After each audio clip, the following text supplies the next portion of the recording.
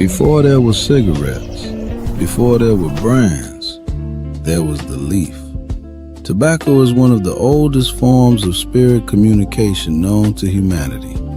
Long before modern times, it was understood as a living messenger, a way for human intention to travel beyond the visible world and return with meaning. In the oldest traditions, tobacco was never a habit. It was a bridge, not something used to escape life, but something used to speak with it. Our ancestors knew breath as spirit itself, and smoke was breath-given form. When the leaf touched fire, it awakened.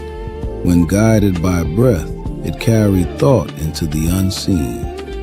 In that moment, intention became vapor, and prayer learned how to rise. It was never about getting high. It was about clarity, connection, making the invisible visible. That's the memory the leaf still carries. Radio cigars. Radio cigar. Radio cigar. Radio cigar. Radio cigar. Cigar. Radio cigar. Radio cigar. Yo, family. Well, hold up. I see the saucy one in the back. Sauce, can you hear me? It is I. All right, Peace, peace. Peace, God. Peace to everybody out there all over the globe. We are back on 363 Empire. We'll have a great show tonight. Great topic tonight. Great topic. I want to take this time to welcome to the platform. Y'all all familiar with the brother Blue Pillar, Bdell, and introducing Saucegod. Y'all seen him on music, but this is going to be his first speaking thing on the channel. So I want to welcome the brother.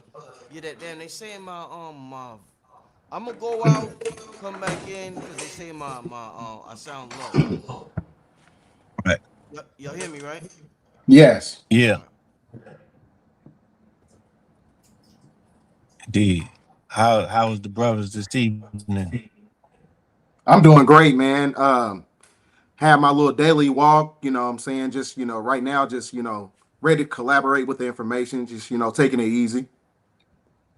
Right. Yeah. So peace to you, Bdell.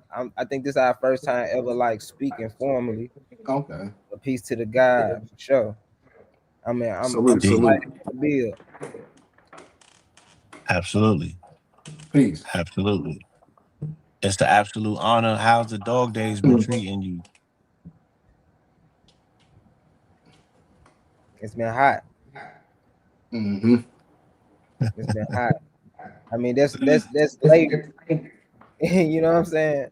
But yeah, man, it's been definitely heating up around here, and I'm just grateful for like the vitality and the strength from all the heat. You know what I'm saying? Mm-hmm.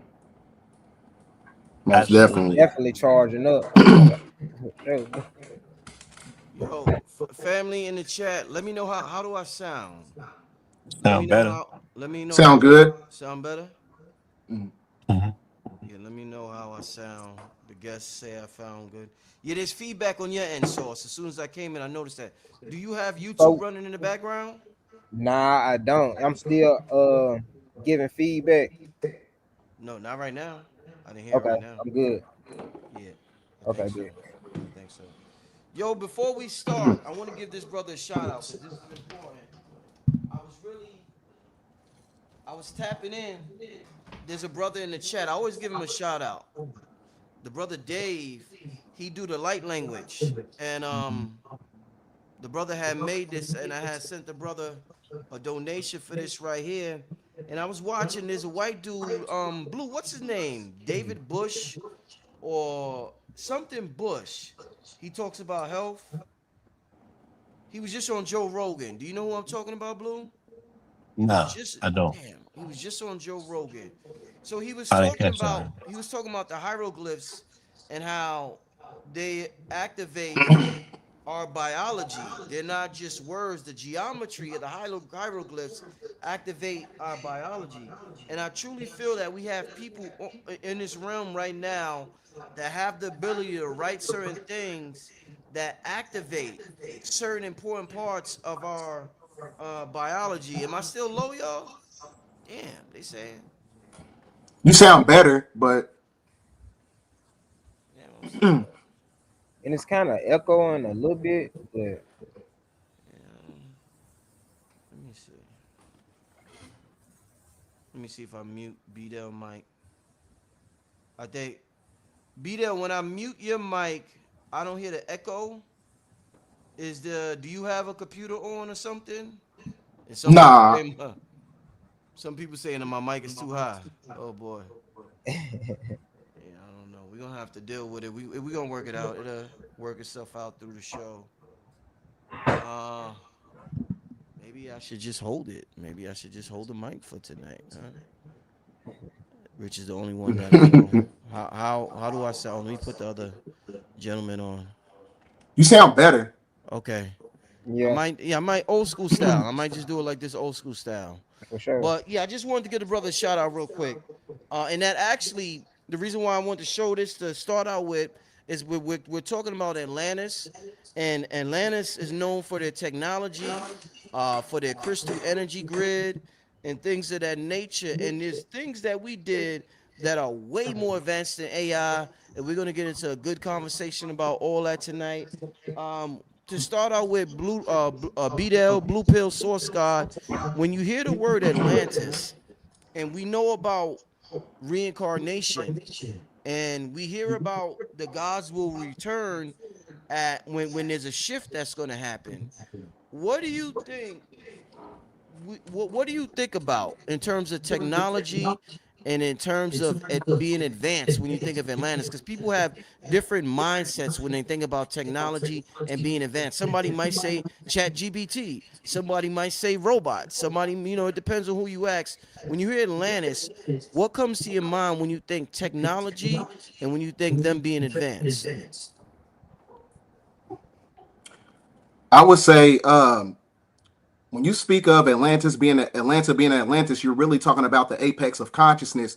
Because one thing you got to understand is that supreme mathematics is mother, and mother is dark matter energy. So when you look at the geographical ley line of when you study geomancy, Atlanta is on the 33rd parallel, which is also associated with Stone Mount, Georgia, being the heart of Quetzalcoatl, who is actually the feather serpent, and the feather serpent is also associated with Tahuti, Thoth, and all these other mythological deities such as Enki, because when you break down the etymological roots of the word Enki, it means Lord of Earth. So that means that when you get into geomancy and sacred geometry, that tells you that Atlanta is basically the hub for consciousness because it's at the 33rd parallel, which is why when we was at Stone Mountain, Georgia, when we were screaming Atlantis is Atlanta.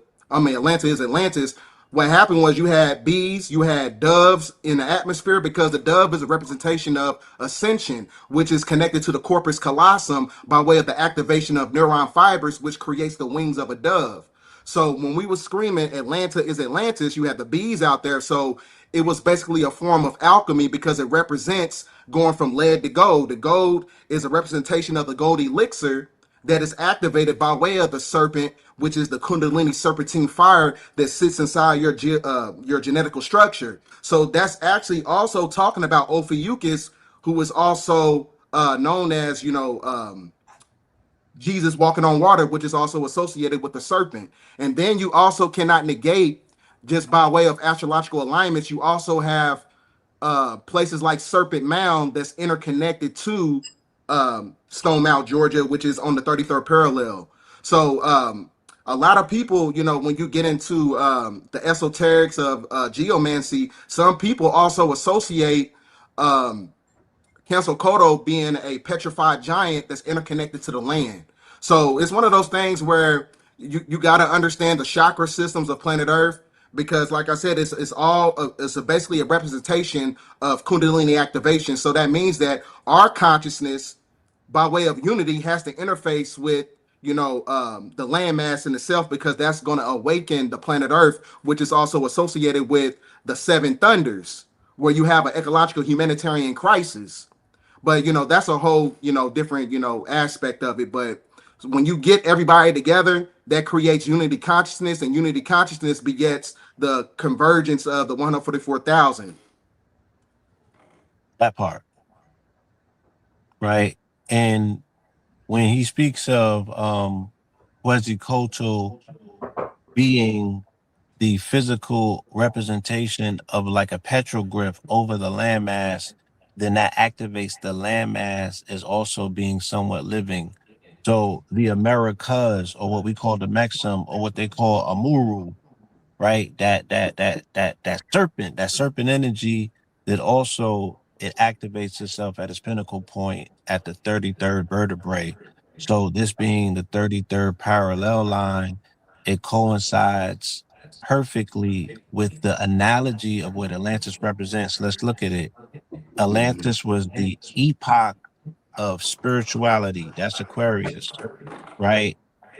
Oh, I mean, spirituality, that's Pisces, and the merger between spirituality and technology, which is Aquarius. Aquarius and Pisces. So now you're looking at the pinnacle manifestation of the merging and the moving and shifting of one epoch into the next, because we're literally moving from Pisces into Aquarius under this Pluto and Aquarius transit that's going to last 20 years until 2044.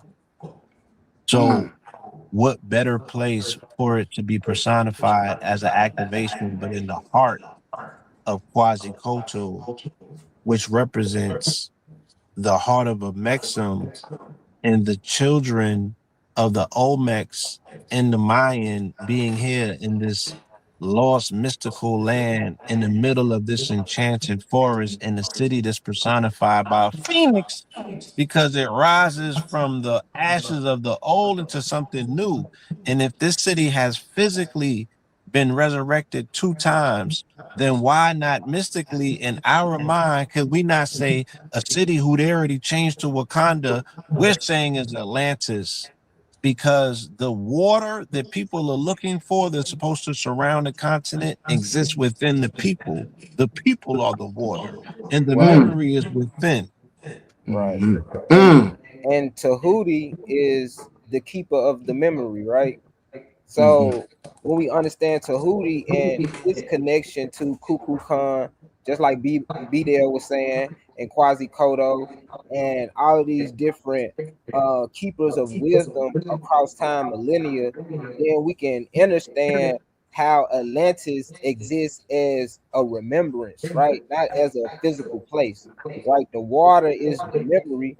That's why the technological advancement is within the water. It runs off water. All AI does is run off water. Water is the memory, right? So it's it's an allegory and it's layered.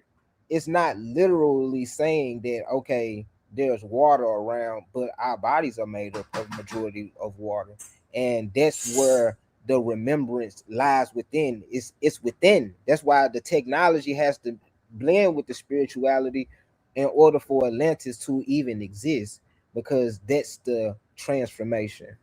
But look at this, right?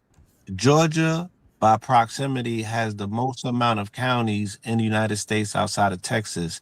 Texas is 5 times the size of Georgia, though. Georgia has the most amount of data centers. They're rocking people to sleep. Georgia has the most amount of water in it in aquifers, and they all congregate or connected. Stone Mountain is a volcano that goes down so deep that it congregates and gathers. It's like the navel of the planet. It really is represented as a chakra, and it's connected to other chakras. Like when we go to Mount Shasta is the root chakra of the planetary Earth grid system. Mhm. But you don't see red out there, you see purple. So it also represents the crown. Um, Stone Mountain is a network of 4 or 5 distinct mountains here specifically that connect to outer rings and outer bands of other mountains and volcanoes. And these are the energy and the nerve centers of this planet. Yeah, Bdell talked about the 33rd parallel, and then you talked about Atlanta being uh, motif by the Phoenix, right?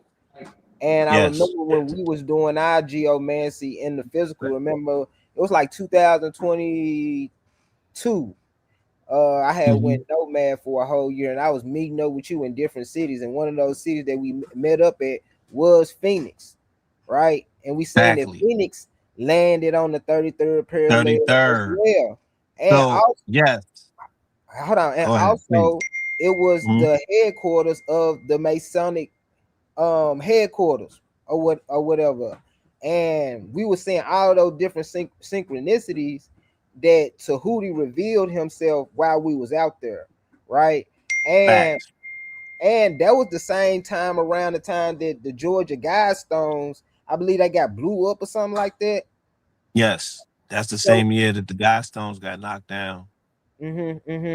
so it was like that. Remembrance how it says that a Tahuti will come in the now and give this information and all these different things. It's like So different.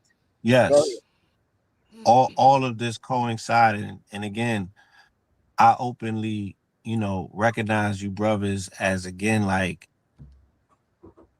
the energy that you have gathered and you carry with you is also the story that we tell. So I know your connection to real Tahuti energy.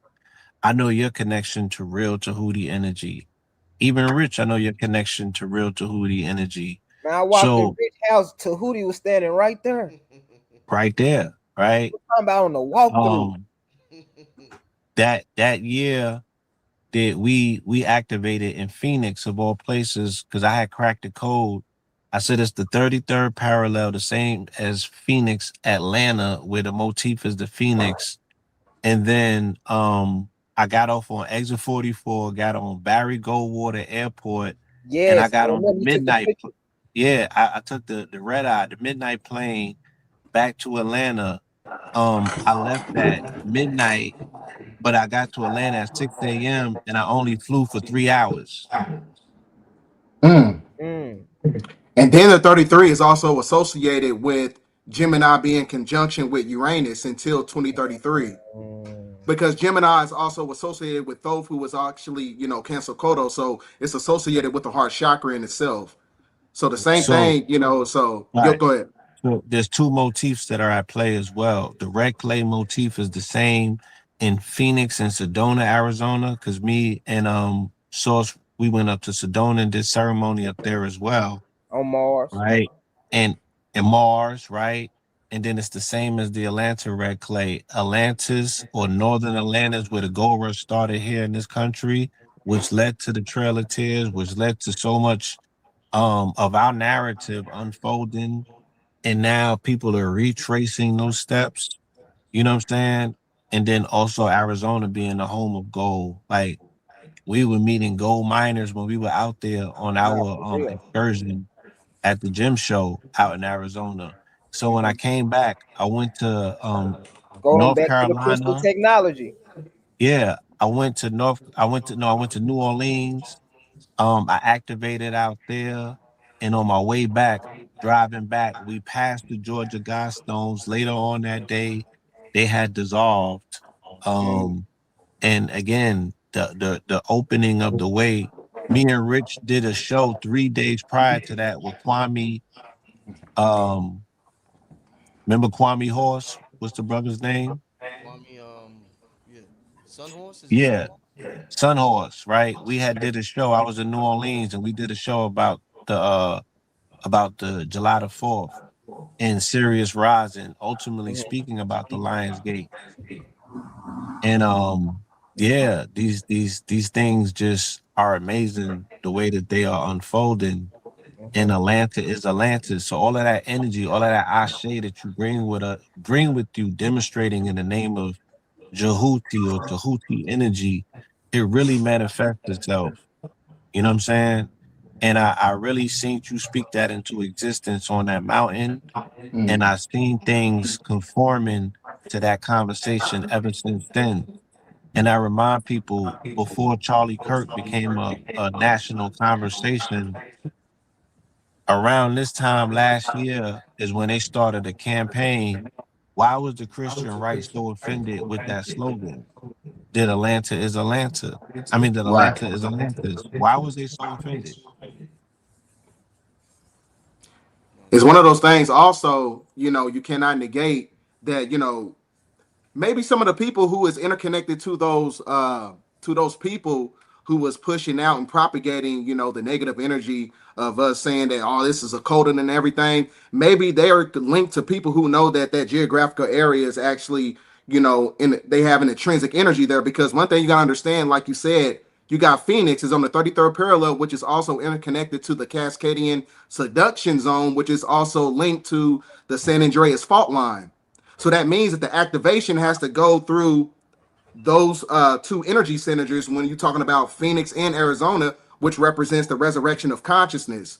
Because this is also interconnected to the pi equation, because the 3 represents the mind and the 1 represents the life force and the 4 represents the heart chakra, which represents the spirit of Melchizedek in itself. So that's basically the Christ energy, just based on those geographical locations, as far as Atlanta and Phoenix, Arizona, which represents the recalibration process of consciousness that's coming from the hub of consciousness, which is the heart of Quetzalcoatl, which is Atlanta, which is Atlantis.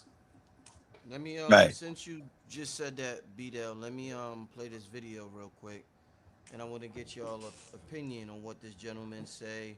Yeah, use the It's fair. microphone. Yeah, Blue, can you hear me? way A better. whole lot better. Yep. Okay. Yeah, based on how Bdell just ended that, I want to play a video from a Okay. white gentleman. A viewer of mine had sent me this video, and I immediately sent it to Blue. Blue said he seen it, so I want to get everybody's opinion on this video. This is fair use. Make sure y'all visit and support this gentleman's YouTube channel. I don't want to take away what he got going on. I don't want him to think that I'm infringing on his personal intellectual property. So make sure you support his channel. Go give him a like. He's doing good. He's at 30,000 views. He's doing good. But let me play this. It's real quick. A quick clip, but the whole video is about 30 minutes. So go check it out on his channel. Any amount of time, I know you know who with me for any amount of time. I know you know who Quetzalcoatl is. He's a feathered serpent. He was called a Maruka, or also the feathered serpent Quetzalcoatl. Very revered deity, written about throughout history. Not somebody just, this is documented who he was, and he was the god of these Mesoamerican people. And here he is on the map, and here he is on the actual map. That's Quetzalcoatl. He goes all the way up the east seaboard of the United States. And that's his headdress. All green feathers. That's his head. And it runs all the way up, all the way up, all the way up, all the way up. And the feathers at the tip of his tail are right here. All right, I've shown this literally hundreds of times. I keep looking and digging, and I got something from a friend of mine, Rhonda, who said, look at Stone Mountain. And I realized Stone Mountain is literally Quetzalcoatl's heart. All right, comes up around here. The shoulders and everything come up around this way. All right. So this could get confusing for a lot of people to understand, when they because I've heard, about dragons and serpents. I've heard about what's that process where they turn the stone? What's that called? Putrefaction or something? Yeah. Yeah, I've heard people talk. Petrification. Yeah, I've heard people talk about that. But could you explain for those who may be a little lost, what was this gentleman talking about as far as Quetzalcoatl's heart being in Stone Mountain? He showed them spread across the whole United States, his feathers, because that just looks like landmass. But he's saying that this is a serpent. Mm-hmm. And he goes on later to say that Stone Mountain can actually bleed blood. And where they put the fence in Stone Mountain, they dug so deep that he showed that wherever they put the fence and they went deep in the mountain, there's red coming out the rock. And he was like, that's the blood. So, I mean, this could sound very confusing for a person that's hearing something like this for the first time. Could you expand on what that gentleman at Mud Fossil University was talking about? Well, Inky is associated with Tahuti, and Tahuti, the land of Tahuti, is actually America.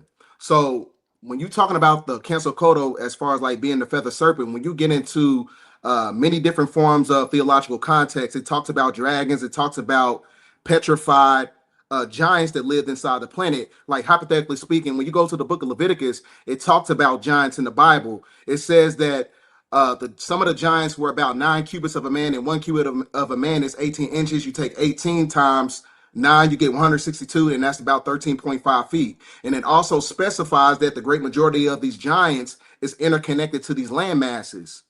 So, so the feathered serpent, that's actually talking about, specifying a certain demographic of people when you're talking about those that was connected to Mesoamerica, the ones who built the mounds, when you're talking about the Mississippians that's connected to the Olmecs, and the Olmecs that gave the edification to the Aztecs and the Mayans. So by way of indigenous culture, even when you go to the 1848 Supreme Court decision on June 6th, it says that the geographical landmass and the title holders for 1 million square miles belongs to the indigenous people, right? Who wore the feathers. So by way of the headdress and by way of theological context and by way of, geographical location, that tells you that, who's who and what's what and who's supposed to be interconnected to the land of Tahuti.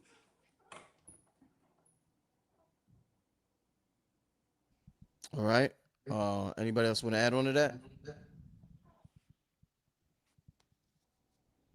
Yeah, again, that was an excellent summation of when we're speaking about the overlaying, the geomancy, the topography of when you overlay mythos over the actual landmass, and the landmass becomes like a petroglyph. So they're saying that the actual land, same way that if we look at a mountain and we see the face of a man in it, and we say that mountain is a petrified giant, or people are seeing it and they're saying that these are tree stumps. Well, what if an entire continent was paying homage to this particular glyph of an entity or a figure? And when you go to the majority of these indigenous civilizations, you're going to either find petroglyphs, or you'll find like earthen mounds, right? Especially all through the Americas. Here on the the southeastern and eastern coastal line, they have an entity that you'll always keep seeing repeated called the Birdman.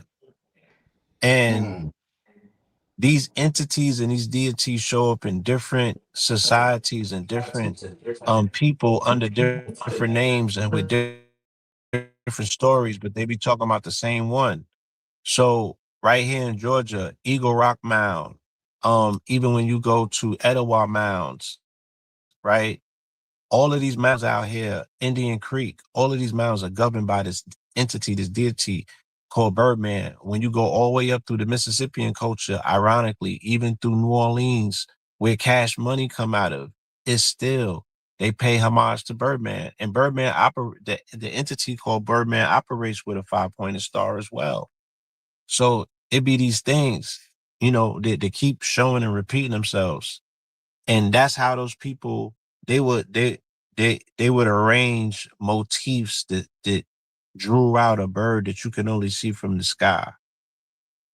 And these motifs was expansive. They didn't have a concept of borders the same way that we do. So in their cosmology, they're willing to say the whole landmass was a representation of their God, because that's the intimate relationship that they had with the land. The name Wakanda, we love saying Atlantis, Wakanda. Well, Wakanda was borrowed from an indigenous term here that meant the creative force of the land. It's the spirit of the land. So just like in Avatar, the movie, their God is synonymous with the land. It goes hand in hand, one in one. There's no separation. So yeah, they would have a cosmology or theology, if you will, where they were able to see God in the geography. Hence the fact that the indigenous tribes would say that mountain is where God dwells. You know what I'm saying? And they was always speaking about the animated forces that existed in objects that they paid homage to. No, indeed, indeed. Yeah, And man. he has evidence to show and prove, according to the metrics that he's using, that he's like, yo, that's what Stone Mountain represents based on its topography of what we were just speaking about, its ley line, where it lines up, how it lines up, and what it connects to as part of a larger grid system. And what he's saying is that um for uh, as much amount of red dye or rusted, he's like, that's beyond just rust. You know what I'm saying? He's attempting to make the case that, that's like actual blood that's coming out of. It's figurative and literal for him when he says it's the heart of Quetzalcoatl. He's literally trying to prove it. But I'm like, just through symbolism alone, homie, you made your point, and it resonates strong enough for us to be reminded of the sacred energy that goes into the land and remind ourselves that the land is alive. And if the land is waking up, then the people are waking up. If the people are waking up for a reclamation or a reclaiming of their title to the land, their identity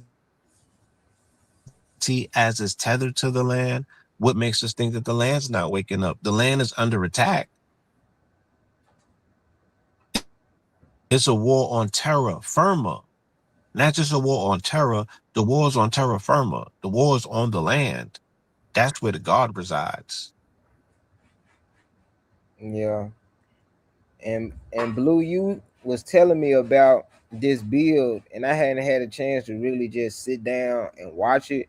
But then just looking at the clip that I just seen, Mhm.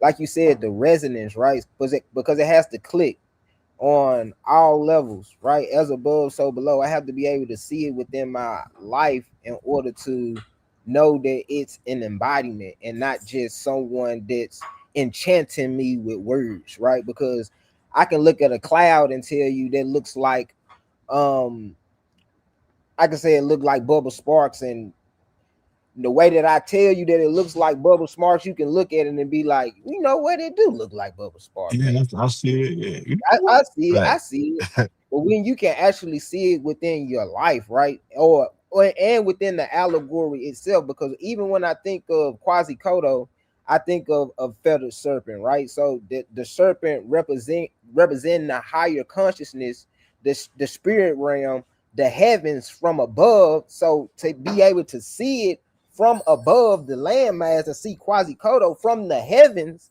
it already Right. resonates, right? And then you go on another level to say, okay, this is crystal technology, right? And the crystal technology is the technology that we understand, that we've been talking about memory, and some crystals hold memory. You can store knowledge within the crystals. All crystals. Right. And I've actually seen us charge the mountain. You feel what I'm saying? Like, we went up there, and the things that we incantated on that mountain came true in our lives. You know what I'm saying? So it's just like the power of the intention behind the usage of this technology creates the new the paradigm that we're now existing in. That part. And 2 days after we descended off of that mountain, first of all, 3-hour Atlas popped up, but there was also things that happened in the town of Stone Mountain. They started probing the mayor. They eventually got rid of the mayor, and they also reinstituted a new law to protect the cultural heritage site of Stone Mountain for the Klan because they felt a threat. You know what I'm saying? And they responded as if they have perceived it as a threat. And that's what the Christian right, that's why they was jumping all over that narrative, because they perceived it as someone is showing that the spell has been broken. They had a fortified fear campaign running in old Atlanta, where those people was going nowhere near Crystal Mountain, and not understanding that that mountain is a battery. You know what I'm saying? It is a crystal generator. It is a hub. It is a heart. You know what I'm saying? It connects to so many other power centers and power points of this landmass. And, you know, that spell was broken because they saw those numbers and it went viral. And all of that Black Boy Joy and Black Girl Wonder, the consortium of just all of that confidence, you know, the return and resurrection of our brother Billy Carson, all of the triumph that was wrapped up in it, you know, seeing Vicky have a moment, you know, Bdell making the proclamation, you know what I'm saying? It was a powerful demonstration. And I think it really it resonates on several levels because it was very intentional that we know what that grid represents, and we spoke life to the city in the spirit of love. And the birds and like you said, the birds and the bees were out in multitudes. You know what I'm saying? And I've been researching bees ever since, and now I actually work with them. So Right. to me, it's a real Turn to the demonstration, and it manifests in a lot of different ways. Indeed. Hmm? What you said something, Source? Nah, I say he turned into a beekeeper. Nah, no facts. Nah, facts. Facts. What do you think in terms of the times that we are in and this mindset that our ancestors had of the first human temple was the human body. I mean the all the temples in antiquity is modeled after the human body. Like all of them, they're all modeled after the human body. And we're now realizing just how sophisticated this machinery is that we call the human body. And a lot of people's machines are going haywire now. And we're seeing this great separation that we talked about for so long. We're seeing the split happen every day. We're seeing it happen. Just yesterday, somebody sent me something. They was like, "Yo, remember Perez Hilton?" And the dude is online just stabbing himself, slicing himself, just spazzing out. And I just finished telling Blue Pill I was in New York. All I seen was cases of mental illness. What do you think about you know the mental illness moving forward in the next 10 years as we talk about the age of Aquarius? Is this going to continue for another 10, 20, 30 years, or this is just something that you think we might see for a couple of years and then it might get better, or is just here to stay for a little while? What do y'all think about the mental illness that we are witnessing at this time? We ain't seen nothing yet.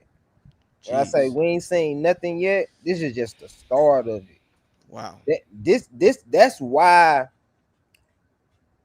alternative medicine and healing centers are kind of like on the rise right now, right? That's why the Right. GDP for it is going up by the hundreds of millions by like every quarter. You feel what I'm saying? It's because the quest back to knowledge of self is at its zenith right now, right? And people are accessing it at different times of their life. Just like when we watched The Matrix, right? When they was like, don't wake certain people up because if you wake them up, we see the crazies, we see the response to it. Like even just being in Atlanta, like because the energy is so massive and people can be sucked in by not having that knowledge of self, by not being stoic, by not having a sense of just like balance within your life, it'll overcome you. Because I've seen different layers of it in Atlanta. That's why it was so real to me that it's Atlantis, because I've seen so many different mystical beings, and I've seen people who are mystical beings, who may just not have knowledge of self, and it's been turned against them, and now they're a danger to themselves and the community. And that's why Atlantis is so important, because Atlantis had initiate schools, right? And that's what Mm. we're bringing back to the forefront, Mm. to be able to ascend to a level to even be able to receive the amount of information that's coming to us. Because right now we in what? It's the age of information, but it's also the age of misinformation. And because we got these tablets at the palm of our hand, we're able to access so much, right? And by having access to so much, it's like not one man should have all that power. Mm. So it's like Powerful. Powerful. it takes the ma'at, right, in order to even harness that energy to be able to use it in a conducive manner. Indeed. A great point, brother. Yeah. Well, I think it's going to get worse because you got to understand that, we're at the apex of asymmetrical biochemical warfare. So you're going to have an influx of mental illness because of the genetically modified foods and those inoculations. Because you got to understand something, your nervous system has to upgrade with these gamma radiations and these ultraviolet waves that's coming to the planet.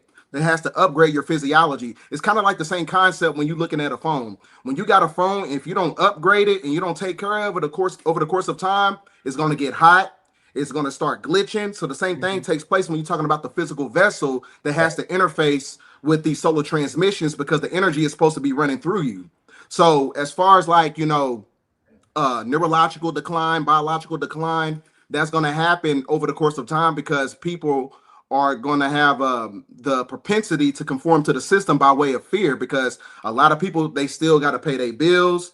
A lot of people got to take care of their children. I get it, but it's one of those things where you got to sacrifice yourself. And a lot of people are not willing to sacrifice the material inanimate objects that they got from the workforce and the corporations. They're not willing to sacrifice that energy. So that's why over the course of time, like I said, the mental illness is gonna reach unstable heights. And like I said, it's because of biochemical inducement from genetically modified foods, which feeds these parasitical entities in your body. Because one thing you got to understand about the parasites, they also interface with the microplastics and the nanotechnology. So when you got solar transmission that's hitting the planet, it's not going to be able to upgrade your vessel. So it's going to cook you from the inside out. And that's going to cause, a lot of mental breakdowns, nervous system failure, because you can't upgrade. So just like how you upgrade your phone in order for it to, to work efficiently, the same thing takes place with your physical vessel when you try to get to the fifth dimension. When you're talking about Revelations chapter 1 to chapter 21, verse 1, new heaven, new earth. So it's one of those things where your physical vessel has to be acclimated to the new energies. Right. And that phone is full of malware because you've been going on sites you had no business going on. So not only is it running slow, not only is it all gooked up, but it got viruses running in the background, things that you either aware of but you're not aware of. So the body's being broken down, and it's asymmetrical warfare from things that are being sprayed in the air, things that are being sprayed on the food, things that we are watching, right? It's all breaking us down, and people are not properly integrating, in any form of synthesis. They're not taking enough time to say, let me take time. They're not taking enough time to say, let me detox. They're not taking enough time to say, how much is too much? Because we're in the time of Atlantis, because we're watching the tipping scale of technology where they put proceeds over people. So you're exposed to levels of radiation that are not healthy, but there's no research telling you, what 5G or 6G is going to do to you in 20 years. There's not enough research into what blue light is doing to us right now at a mitochondrial level. So, in the pursuit of profit, so many things are being thrown out the window, and the people are going to pay because they're being over radiated and they're not being properly told how to integrate that increase in exposure to light and radiation. And like you said, the food is breaking them down internally, and then the sun is now bombarding them with all of these demands to upgrade, and their phone can't process, so it's going to start glitching. The marijuana is being compromised at a level that's introducing nanotech to people at a cellular level as well, and that's changing people. So there's heavy metals in the trees, there's nano in the trees, there's fatty in the trees. You know, um, So a person's body is always in a state of inflammation. That means that there's always noise. You know what I'm saying? They're never reaching a state of where their parasympathetic nervous system can actually feel like it's not under attack, and they're in a state of rest, which puts them in creativity or flow state. They're not going to achieve that.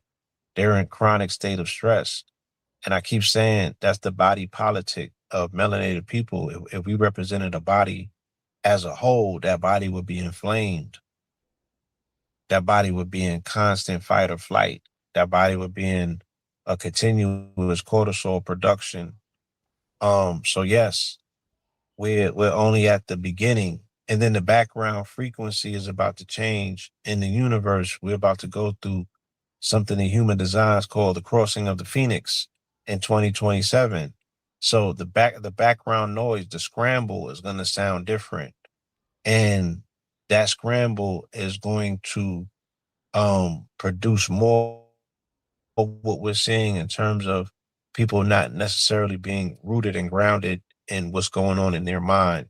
A lot more children with autism. That's a whole new language and conversation. And children that are on the spectrum are just shifting and moving into this new vibrational frequency.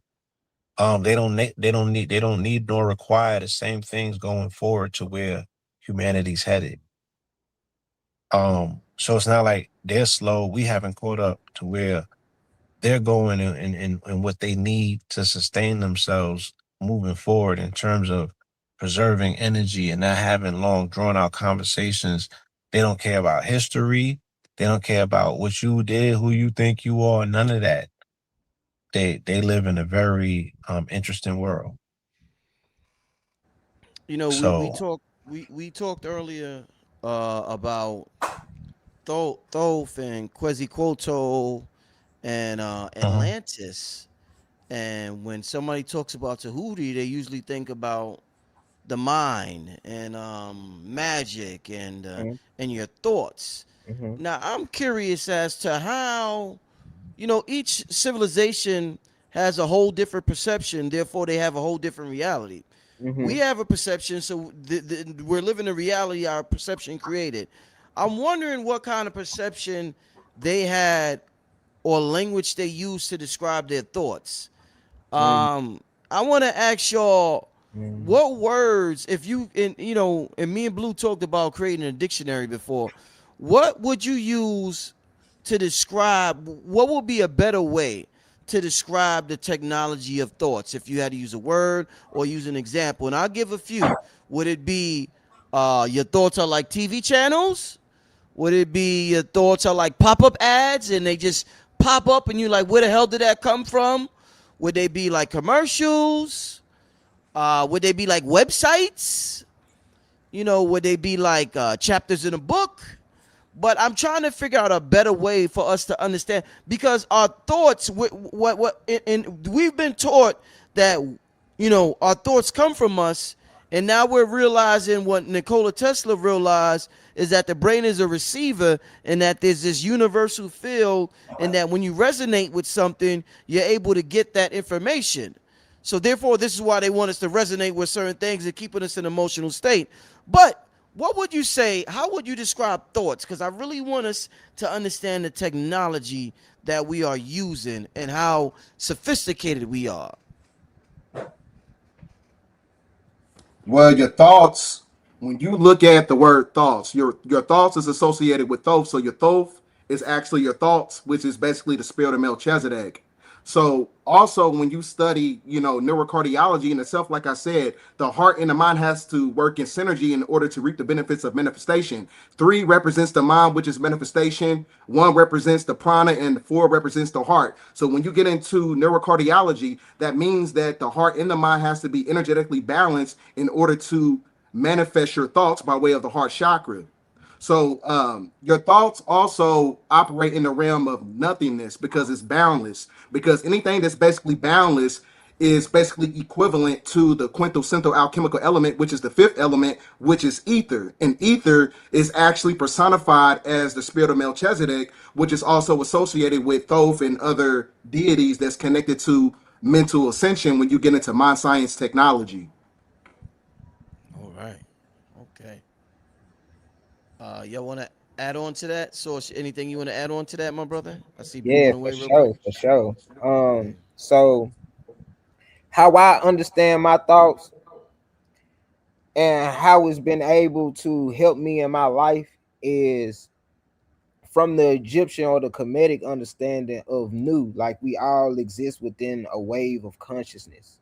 So the thoughts are the waves, right? And the waves are infinite. They go on forever. And everyone has access to it because we're all one, right? So no thought is yours. It just exists within the wave, and you have the ability to grab it if you will. That's why they say no idea is your idea, because you can have been and thought about something, and next thing you know, somebody then came on TV and they invented it. You was like, I was just thinking about Yeah. this shit. How the hell? Right. Yeah. That part. Just like you said, thoughts are things, and those things exist, you know, like if you think of the background frequency as something like a Velcro that catches lint or things that are passing through it. So there's always collections of thoughts that are similar. It's almost like a beat tape to go around. And you'd be like, man, I hear that beat almost everywhere. Nobody got that beat yet? Mhm. You Ooh, I know, like because that that's one, the Blue. trend, because that's the transmission. All of those examples that you use, because I was thinking about them while you were saying them, they were all excellent for the thought process of training yourself to come up with something that explains thought outside of the scope of how we understand it. And then it's a projection. So thoughts are things, like I said, you know, words are worlds. So words are like the words that build the program to prompt or create the world, but the thoughts are like the letters, the formation of the letters, and the thing that's explaining the intent that's going into the actual prompt. Right. So yeah, thoughts are very powerful. They're like ethers of creation, and those creations could become things once you make them words, Right. and you consecrate them, you pull them down, you bring them in, you blow air into them on like a helium balloon, and then now this thought is a thing. The thing exists within the volume of that helium balloon. You could pop it, you could, you know, contort it, you can do different things with it, but you also could get high off of it. Mm-hmm. Mm, mm, mm. Yeah. So should a person, because we were talking about mental illness, should a person feel guilty if they're having bad thoughts in their mind? They may have thoughts of harming their family members, and they be like, "Damn, I'm a piece of shit. Why am I crazy? Why am I thinking that?" How should they view these thoughts that's incoming and not feel bad about it? Or because some people may say, if you don't think they're yours, you won't take responsibility. So how should we Right. go about these negative thoughts? You think? So Um, in human mhm. design, Mm-hmm. I'm what they call a reflector. So I'm like Mm-hmm. 1%, right? And for me, everywhere that I go, if I'm in certain spaces, I start to feel the space, right? It's like a gift and a curse, right? Because I'm able to tell if the space is healthy or not. But it also allows me to be someone who is vulnerable to other people's energy, and it becomes my own, right? So I had to come up with my own mantra: not me, not mine. Not me, not mine. Because all these thoughts exist within a wave. And if you're in a certain frequency, let's just say you go out on a day-to-day basis, like me, I'm always out amongst the people and things of that nature. So it's so many different waves of frequencies that I'm coming across that I have to detox from it and isolate myself in order to come back to a state of equilibrium. So for me, a good mantra is not me, not mine. A good thing for me is to isolate. A good thing for me is to meditate. A good thing for me is to ask, what is this teaching me, right? And see how all of these things are conspiring in my favor, versus me looking at it and want to act on it from a negligent standpoint. But if I'm acting on it from that state of mind, why am I so moved to act on it, right? And then living in that as well. You know what I'm saying? Because sometimes we just like silence that side of ourselves when that side of ourselves needs to be awakened. You know what I'm saying? Sometimes you need to set certain boundaries for yourself, and sometimes you need to speak up for yourself. Sometimes you got to smack them up around, and you may feel like that's a bad thought, right? Because you are in a state of wanting to be at peace or wanting to be at harmony with yourself. But in order for certain things to shift, certain times you gotta, you know what I'm saying? But that's how I feel.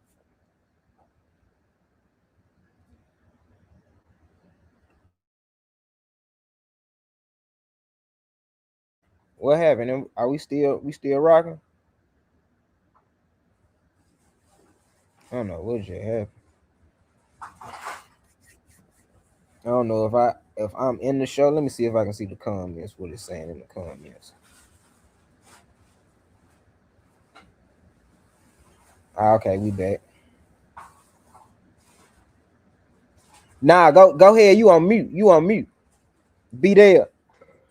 Well, another thing you can do is practice psychic self defense because, just hypothetically speaking, if you just go into the store and you just tell yourself that you don't want like certain energies around you, you just pretty much told trillions of the cells in your body that you're creating a protectorate because your mind is connected to your nervous system, and your nervous system creates your energetic morphic field, and your energetic morphic field is what creates the protection around you. So it's based on your mental frequency. So by way of conjugation, transformation, and transduction, energy transfer is real. So a lot of times, people who have negative thoughts, they're able to interface with your frequency if you don't understand on how to cultivate that protection. And it's all cultivated by way of the mind. So that's why it's imperative to go through that dark night of the soul, so where you're not able to get those encryptions over your mind to the point where you're able to create that force field around you when you're around people who are basically operating from a place of inversion. That's a good piece of advice because I was about to say the same thing. They have to be willing to accept the challenge, to go through the dark night of the soul to actually see if there's any truth to the noise in your head. Mm-hmm. Because you got to find out if that your voice or is that toxoplasma, right? Is that intelligent parasites that have taken over your neural link and they are giving projections to you because they want you to do something harmful to yourself to become a host to create more parasites. And the best way to do that is deterioration of the mind because the mind's going to let the body go and the body will play host to give the parasite everything the parasites need. And then the whole aspect when Red was talking about parasocial activity, parasitical social activity. So now they're creating parasite hives and they create a whole genre. So Perez Hilton initially opened a festering pool at one point. He was into what they call muckraking, yellow journalism, the worst sort of journalism how now has now become the mainstay, which The was main. gossiping. I Yeah. literally walked away from my newspaper with my publisher because he wanted to turn it into mainly gossip based on the model of what was winning at the time in New York media because of Wendy Williams. And I'm like, I can't got like I refuse to do that. So now to see it being the main genre of what's considered journalism, I know what that brings when you speculate, when you use these platforms to do things that are non-integral in the spirit of reporting. So that person has invited anytime that you false testify on someone and anytime that you lead someone in the wrong direction, you get soul attachments, right? You're not all the way responsible for their activity, but you played a part. So I can imagine what sort of energy might be tormenting said individual where he's sitting there cutting himself on camera, right? So a lot of people have made compromising decisions and put themselves in position that now they're being festered on by entities and it shows and we're looking at it as mental illness and it very well may be curable by them getting a detox. It very well may be curable by them isolating themselves and going through the dark night of the soul. But they have to challenge themselves to see if there's any truth there. And if there are truths there, then they have to be willing to do what's necessary to plug up those gaps in their aura. Their auric field is leak is gaping and it's leaking. Hmm. Man, demonic possession is so real. And I found that out when I was young, and I didn't even have a word for it or knew what it was. But my best friend, he will wake up and he will be trapped inside of his body, but he'll be up. He can scream, but won't nothing be coming out of his mouth. You know what I'm saying? And then later I learned what's called like sleep paralysis or whatever the case may be. But I actually seen it when I was younger. But then you go and you hear stories about boo hags and all this other stuff, and it'd be like, oh, that's really true. Like you have to see that it's layered. Like reality is layered, and there are spirits out here that can possess your body. Yeah, yeah, very. I love where the conversation is going. Definitely much needed talk. What we're talking about. I want to ask, in terms of Blue Pill mentioned about the land being alive. You know how we grew up. You know, depending on what land mass you was a part of, they usually bred a certain personality from a group of people. So let's just say Brooklyn, New York had a certain spirit to it. Certain um, St. Louis had a certain spirit to it. Detroit had a certain vibe or energy to it. Florida had a certain vibe and energy to it. We don't see that as much now because of the internet, I guess. But my question is, why is it that, let's just use Harlem for example, and Harlem is notorious for behaving a certain way when you're from Harlem in New York City. Um, it doesn't appear that energy doesn't appear to affect, like, let's say when Harlem got gentrified, the gentrifiers or the people, let's say the white people who moved into Harlem, or even the immigrants. Like Harlem has a lot of the Africans got a lot of storefronts in Harlem now, but you don't see that energy in Harlem anymore. So if it was the land causing that energy or causing the people to have that embody that frequency, why don't the immigrants or the white people embody that frequency anymore in that same land? Um, Well, I think because okay. go ahead, go ahead. Go ahead, bro. Well, like you said, this is the land of Tahuti, and the indigenous people, your mitochondrial DNA is interconnected to the planet. So even when you get into the genealogy of the Canaanite, you got Canaanites, you got Amorites, you got Edomites, and you also got Hamites. So I'm not saying that the great majority of those people that's coming over and setting up shop is not, propagating the energy that's connected to the land. I'm not saying that they don't have the ability to do that, but it also can, coincide when it comes to genealogical bloodline. So I think bloodline has something to do with it because like I've been telling people before, where's your African, Michael Jackson? Where's your African Prince? Everything that's connected to America, we have a certain energy signature. We might be great at certain things or whatever, but it's the sauce behind it. So and that sauce is the aura. So that's how you know that the land of Tahuti is actually the real land of the milk and honey, which is the land of the Shemitic people of the Bible. So that's why I was saying it has something to do with the energy signature that's interconnected to the people. You know what I'm saying? So like I said, I think it's the aura behind it. Mhm. Yeah, Blue, you want to add on to that? Yeah. To add on, I would say that some of them do get activated and it shows up in their lives and their way, according to their way, their flex might be back home, they the shit. You know what I'm saying? We might not see it in front of our face, but the way that they act up when they go home or how they're seen from their home nation might be totally different. They might develop an arrogance when they get over there, and it might not again look like a lot to us, but they feeling themselves, you know, uh uh when I was in New York and I witnessed a lot of gentrifiers, they were from places like Kansas, Idaho, places that you would not expect. And they didn't have the DNA to catch the wave, like he said, the frequency, but they were coming to tap in. You know what I'm saying? Hmm. And it's a give and a take. I'm gonna make a very controversial statement, but it's an observation that I've continuously had, and it's based on this question because it speaks to the relationship with the land. I've been in neighborhoods where the grass wouldn't grow and they wouldn't pick up the Hey, diapers and they wouldn't clean up after the dog. And the European come in and in 2 or 3 weeks they painted the side of the building a pastel color, right? They swept up in front of the venue, they cleaned the dog stuff up, and the grass is growing and it never stops flourishing. You feel me? So I've seen people that we look at as parasitic come into environments where it's festering and low at, and they thrive in those environments. And we don't seem to understand why. But that's not our natural environment. We look crazy in those environments and we can't seem to get out of them. You know what I mean? But I've also had the opportunity to see our people in very regal places, very upstanding places, and we uphold those places very well as well.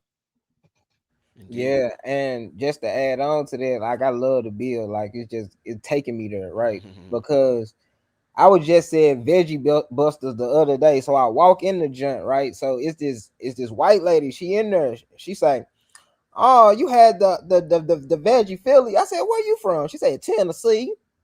I said, "Ah, yeah, I already know she threw down on my sandwich. I already know she threw down. She from the land. You hear me? Right, She right.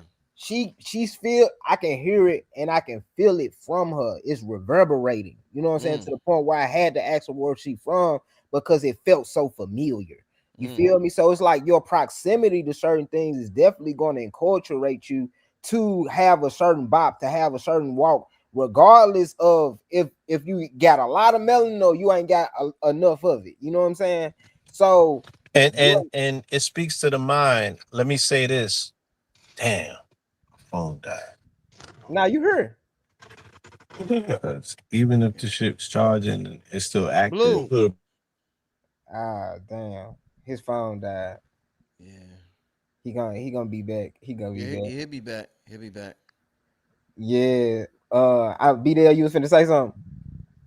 Ah, okay. But yeah, for me, when it speaks to the aura and things of that nature, that's what magnetized me to Atlanta Right. because of the aura of the place. Like when you think of like Outcasts and just the ATLians and all of these different things, Atlanta has always been a mystical place. You know what I'm saying? It's always been home to camaraderie and community because I'm from Memphis. We always used to say, man, if we get together like Atlanta get together, we'll be unstoppable, right? Mm, So it has a certain energy about the city that has connectivity to it, that has all of these luxurious things tied to it because it's called what? The Black Mecca, mm, right? Some call it Wakanda. You know what I'm saying? It's over 1,100 black millionaires in the city alone, mm, right? So when we see all of these things, where then we see where did it become lost? Because I'm part of a 501c nonprofit called the Black Male Initiative. And before I could even become a part of the company, I had to go through an initiation. I had to learn about Atlanta and what it needed from a affordable housing standpoint, from a food insecurity standpoint, and also from an affordable healthcare standpoint, because I have to be encoded with the knowledge to be able to assist in a way that they are assisting and know it on all different layers. So one of the main things that I found out that Atlanta being a black mecca is a farce, right? It's smoke and mirrors because Atlanta has the biggest racial disparity in the country. The median income for a black family in Atlanta is $28,000. The median income for a white family is $86,000. And the average rent here is $2,000. That's why a lot of people are homeless. So I'm going door to door every day, helping people with rental assistance and people that's been displaced from their home because of the Affordable House Act, because it's real, because the greed that made Atlantis sink is here and is thriving, but we are here as a collective consciousness to bring it back to its glory, right? And that's why we're having this event Saturday to commemorate it. You know, we having this event Saturday, which is Lionsgate 88, to welcome people to Atlantis. Atlantis is not a physical place, it's a remembrance, it's a consciousness, right? That says whenever we choose in collaboration over competition, that's where Atlantis exists at, right? It's building commerce, it's building our own inner economy, it's educating us and our people on how to be financial literate. We will have a free class. This is free, y'all. Saturday, 685 York Avenue, on how to get your first $100,000 in funding through credit, right? Knowing how to use credit. We want to talk credit. I ain't never had a class on credit when I was in high school or college. I just started learning these things, and this is what we need in order to be able to thrive, because education leads to liberation. And this welcome to Atlantis that we're having on Saturday, it just brings all those things to a head. Indeed.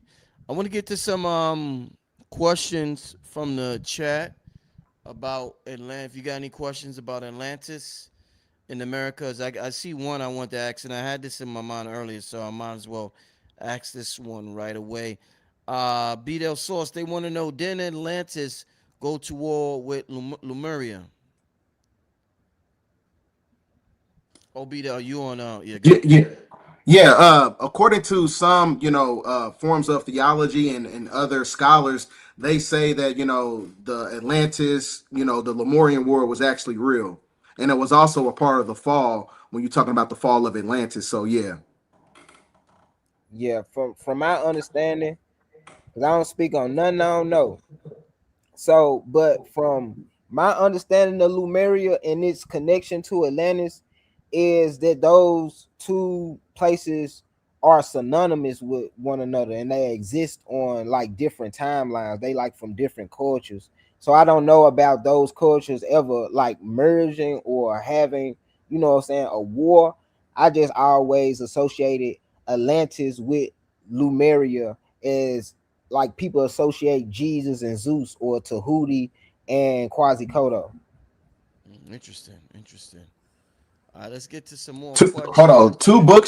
A book that you can read is Mm-hmm. The Lost Continent of Mu. Read that book because it Right. propagates what actually took place when you're talking about Lemuria and Atlantis. And Mm-hmm. then watch the anime series called The Law of the Sun, and it's on Mm-hmm. YouTube for free. The law. Watch that. That's going to give you the historical timeline of the fall of Atlantis and how you have fifth dimensional civilizations such as Atlantis and Lemuria. So, Okay. Law of the Sun and read The Lost Continent of Mu. The lost continent.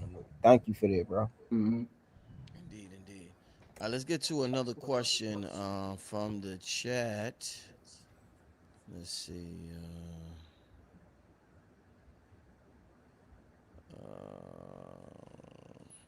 Yeah, they want to know. Do you know why they went to war with one another? Anybody knows why? Some people say it was because of reptilian invasion, and some say because of instances of an inversion of knowledge. Because it talks about how when Atlantis fell, Lemuria fell, Hyperborea fell, it was because of inverted information that created dualistic energies, which Mm, created separatism. mm. Because a fifth dimensional civilization has to operate in oneness. So another book to read is the Law of One.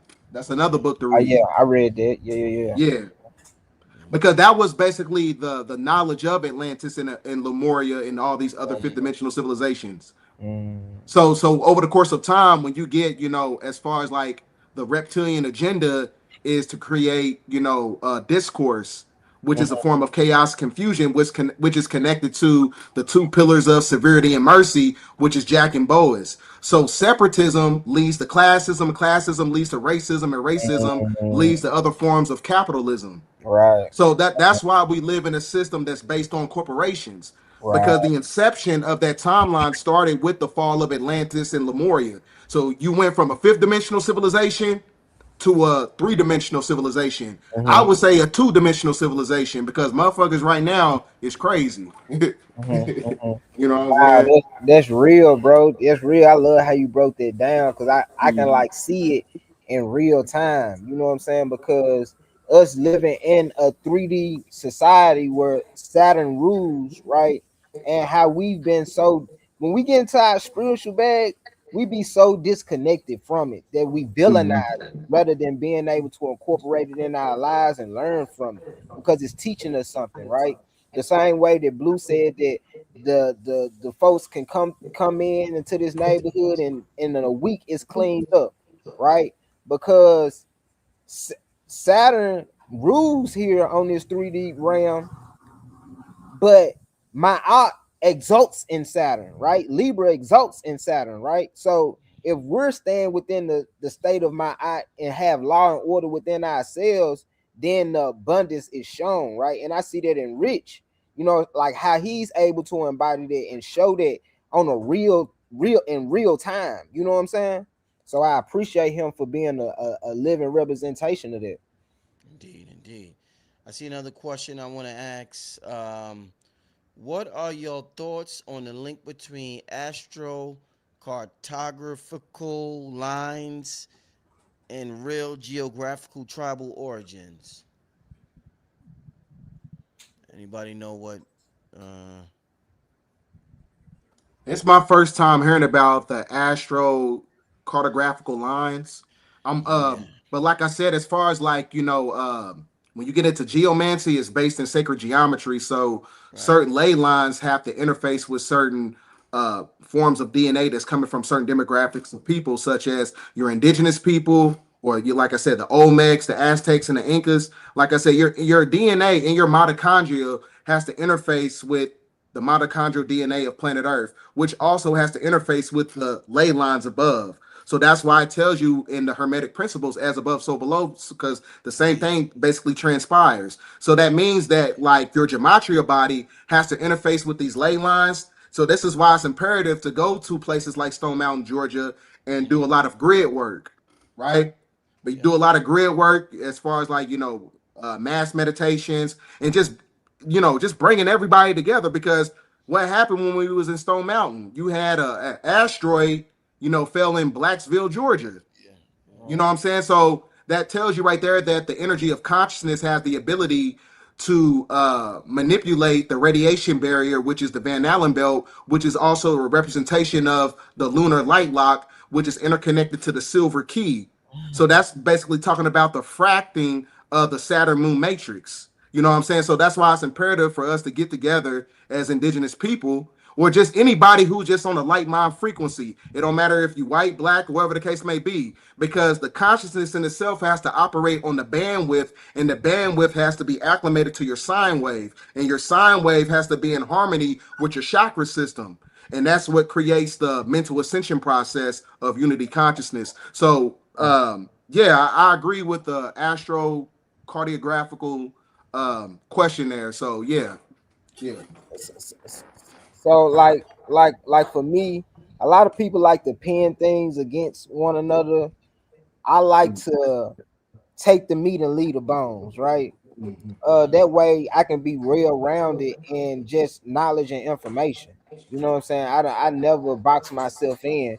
So when I'm thinking of astrocartography is just the as above, so below understanding that there are places within this landmass that I can go and that I can uh be more abundant because my Venus is here, or I can be more grounded and have more stability if I go to this part of the world because my Saturn is here, right? That's astrocartography. Now, these geographical organs of who you are, that speaks more to things that are hereditary. You know what I'm saying? Things that you learn, things that you are in close proximity to, or where your family or origin come from, and both can be used in order to understand yourself more because it's all knowledge yourself.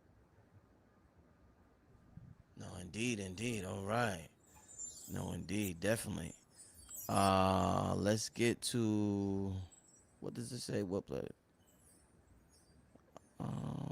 Let's get to another question. I want to. Let's see. Let's see.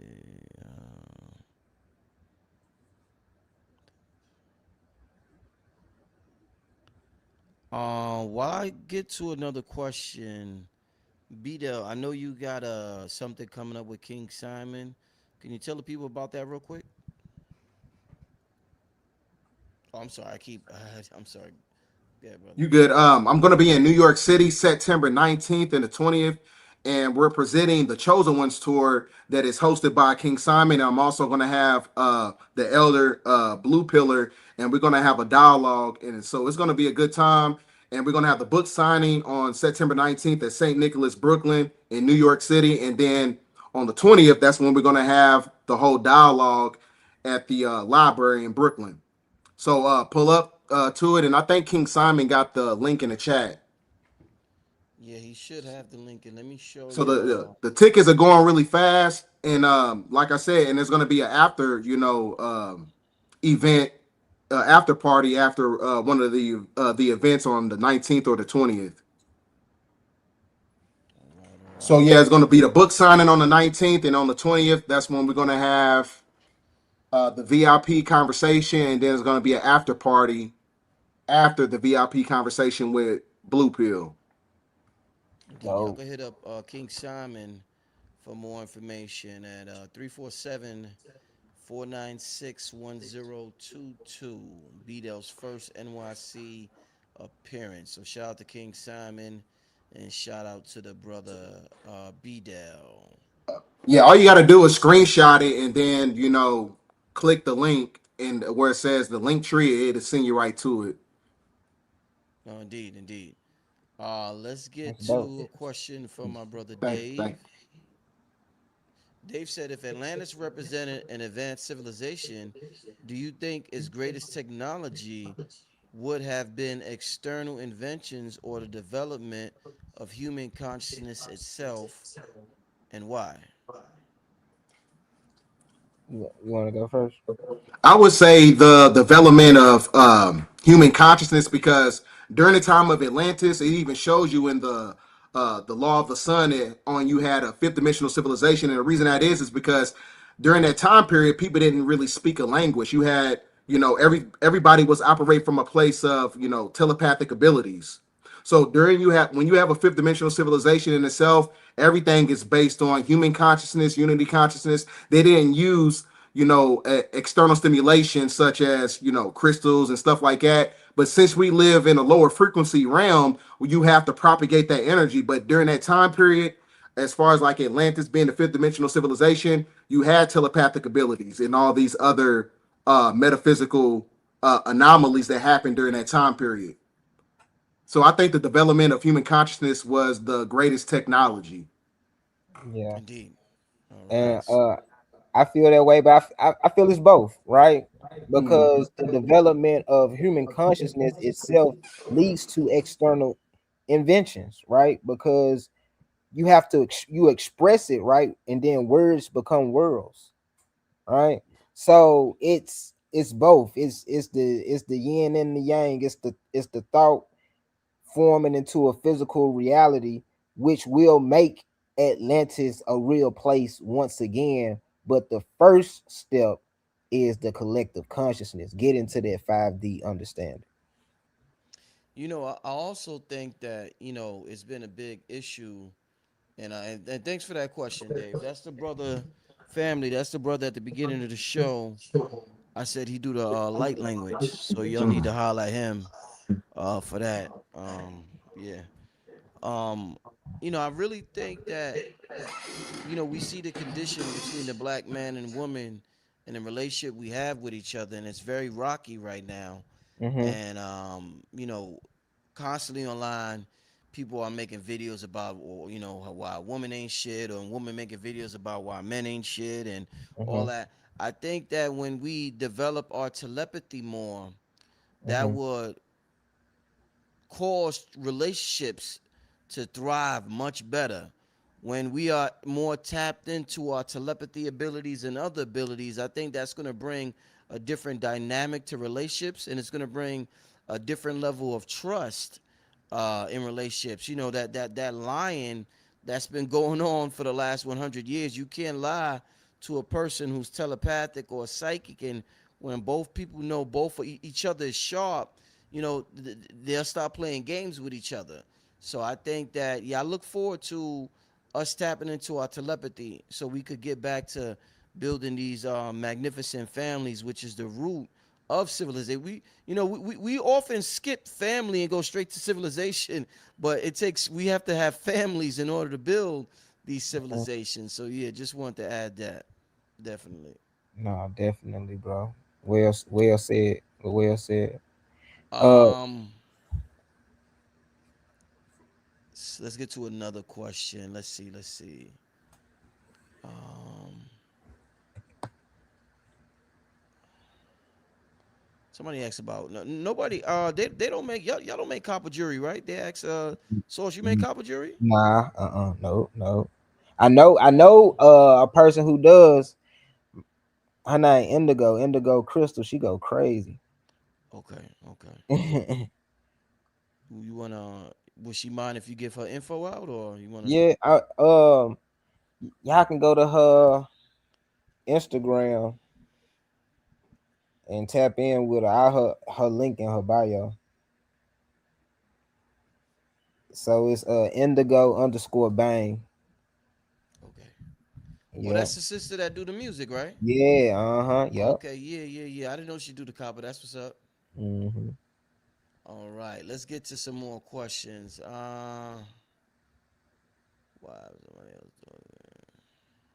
What somebody said? Why have somebody else thoughts in your head? Ain't your own thoughts enough? Do, Let me take Bdell off mute. Do y'all under? Sometimes they don't write in like with grammar, so it's hard to understand. Do you Well, understand?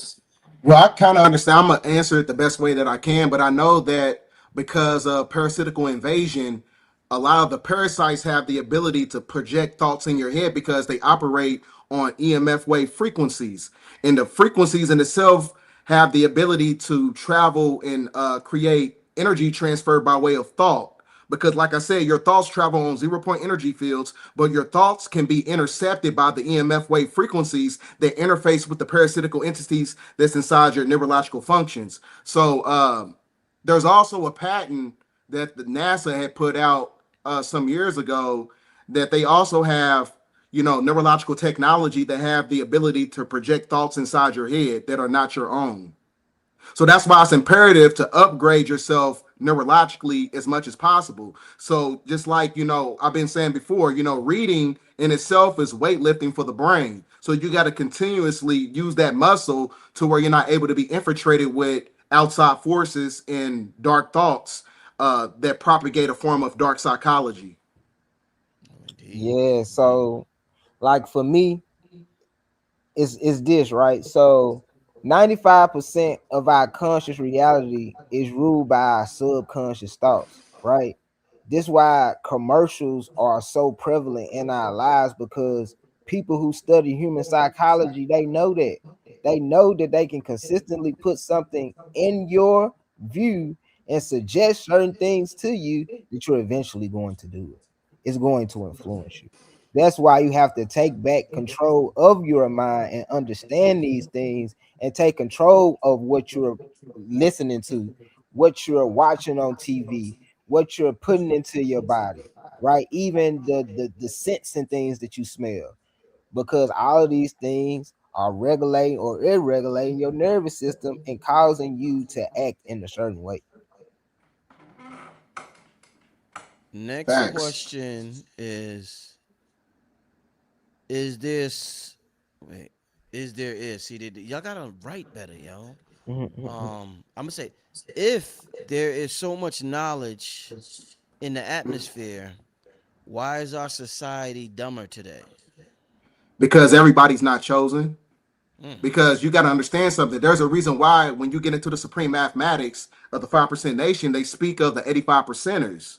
And those are the ones who are basically the deaf, dumb, and blind. And the deaf, dumb, and blind is basically equivalent to a philosophical zombie, which is basically an NPC. So the great majority of the NPCs that you see on the planet are actually computer generated spirits. So it's not meant for them to understand what's taking place on the planet neurologically, spiritually, or biologically. So they're going to reject the information. So they're put on the planet to be agent provocateur on purpose because they're basically here to cause discourse. So just like they're chosen for the dark side, but you also have chosen ones that's working with benevolent entities. When you're talking about the Netaru, the Anunnaki, or whatever you want to call them, these entities is able to interface with certain people who is available to the knowledge by way of the activation of the heart chakra.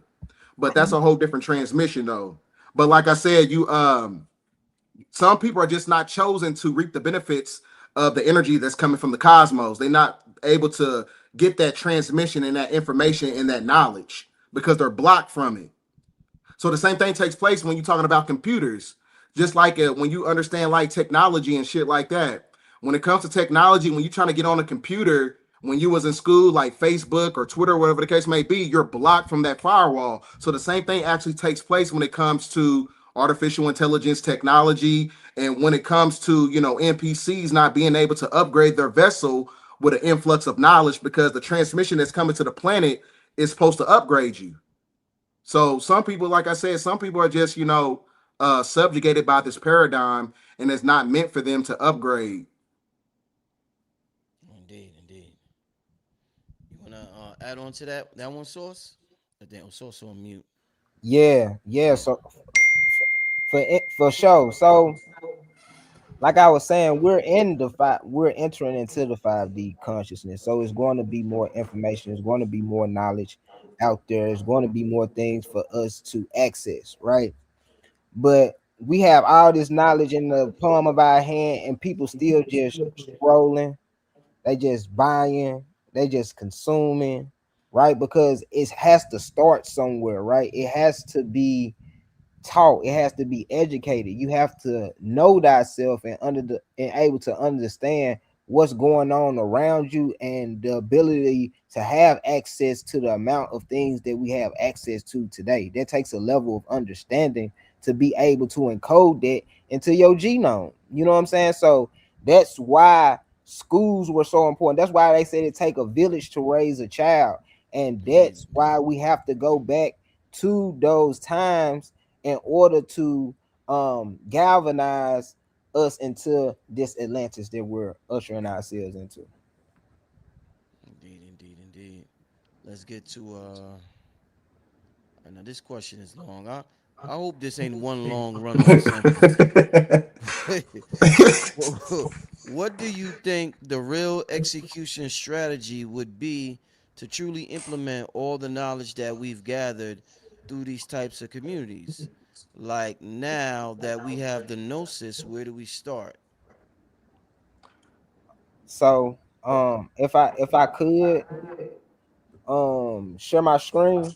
Yeah, yeah, please do. Okay, cool. Share screen. I just want to, let me see. What's it? Atlanta, Georgia. Hold on real quick. I gotta go to, Shout out to everybody in the chat while we wait for the brother Source. okay. Appreciate everybody tuning in. All right. So I'm going. Can y'all see the screen? Can you see the screen? Oh, Yeah. you waiting? Okay. Now I see it. Yep. Make sure it's changing. All right, cool. So first of all, that's a great question, and it's a question that I ask myself. Like, where do we start, and how do we execute? Right? Because just having an understanding of what needs to be done is part of the battle, right? Building a strategic plan on how to do it is the second part of it, and then the third part is actually the execution of it, right? So where does it start? It starts with us. It starts with us galvanizing in places intended for us to build this new reality. So Saturday in the west end of Atlanta, we will have our inaugural Welcome to Atlantis Block Party starring Saucegod and friends. For those who don't know, I'm a musical artist from Memphis, Tennessee, and I've dedicated my life to the liberation of us as a people.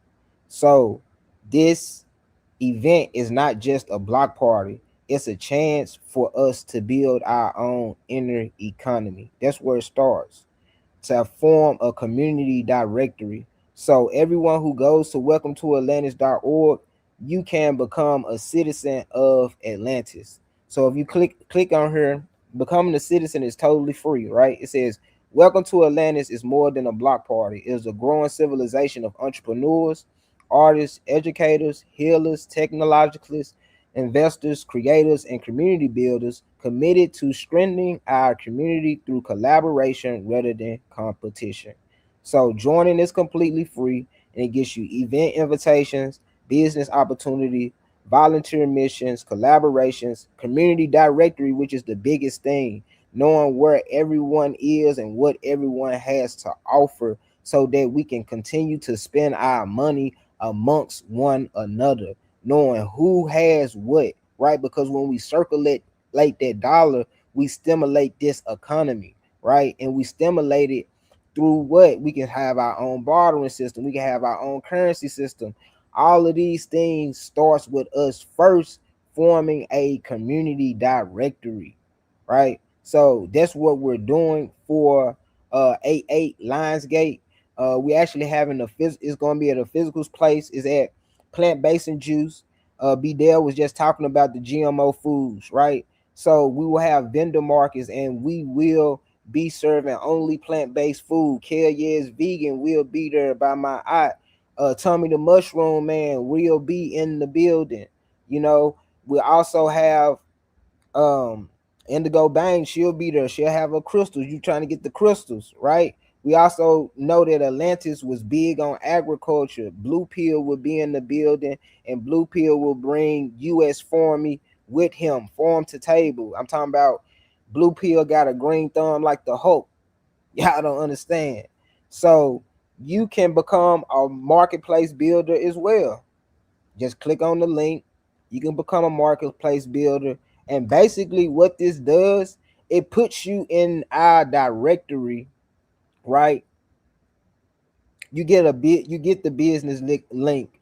You also get the vendor booth. You also get the social media promotion. You also get a future spotlight. You get the network, and you get an exclusive trading card, right? So we gamified Welcome to Atlantis. Atlantis is comprised of a pantheon of 12 super hay rules, and they all have trading cards. So if I just go to my trading card, right? And we talked about technology and spirituality becoming one, and that's how Atlantis exists, right? So within the trading cards, everything is intentional, nothing is arbitrary, right? So I'm Sauce God, I'm the stage performer, but I'm a king of diamonds. This is my trading card. This is my cardology, though, right? My astrology is on here as well. I'm a Pisces.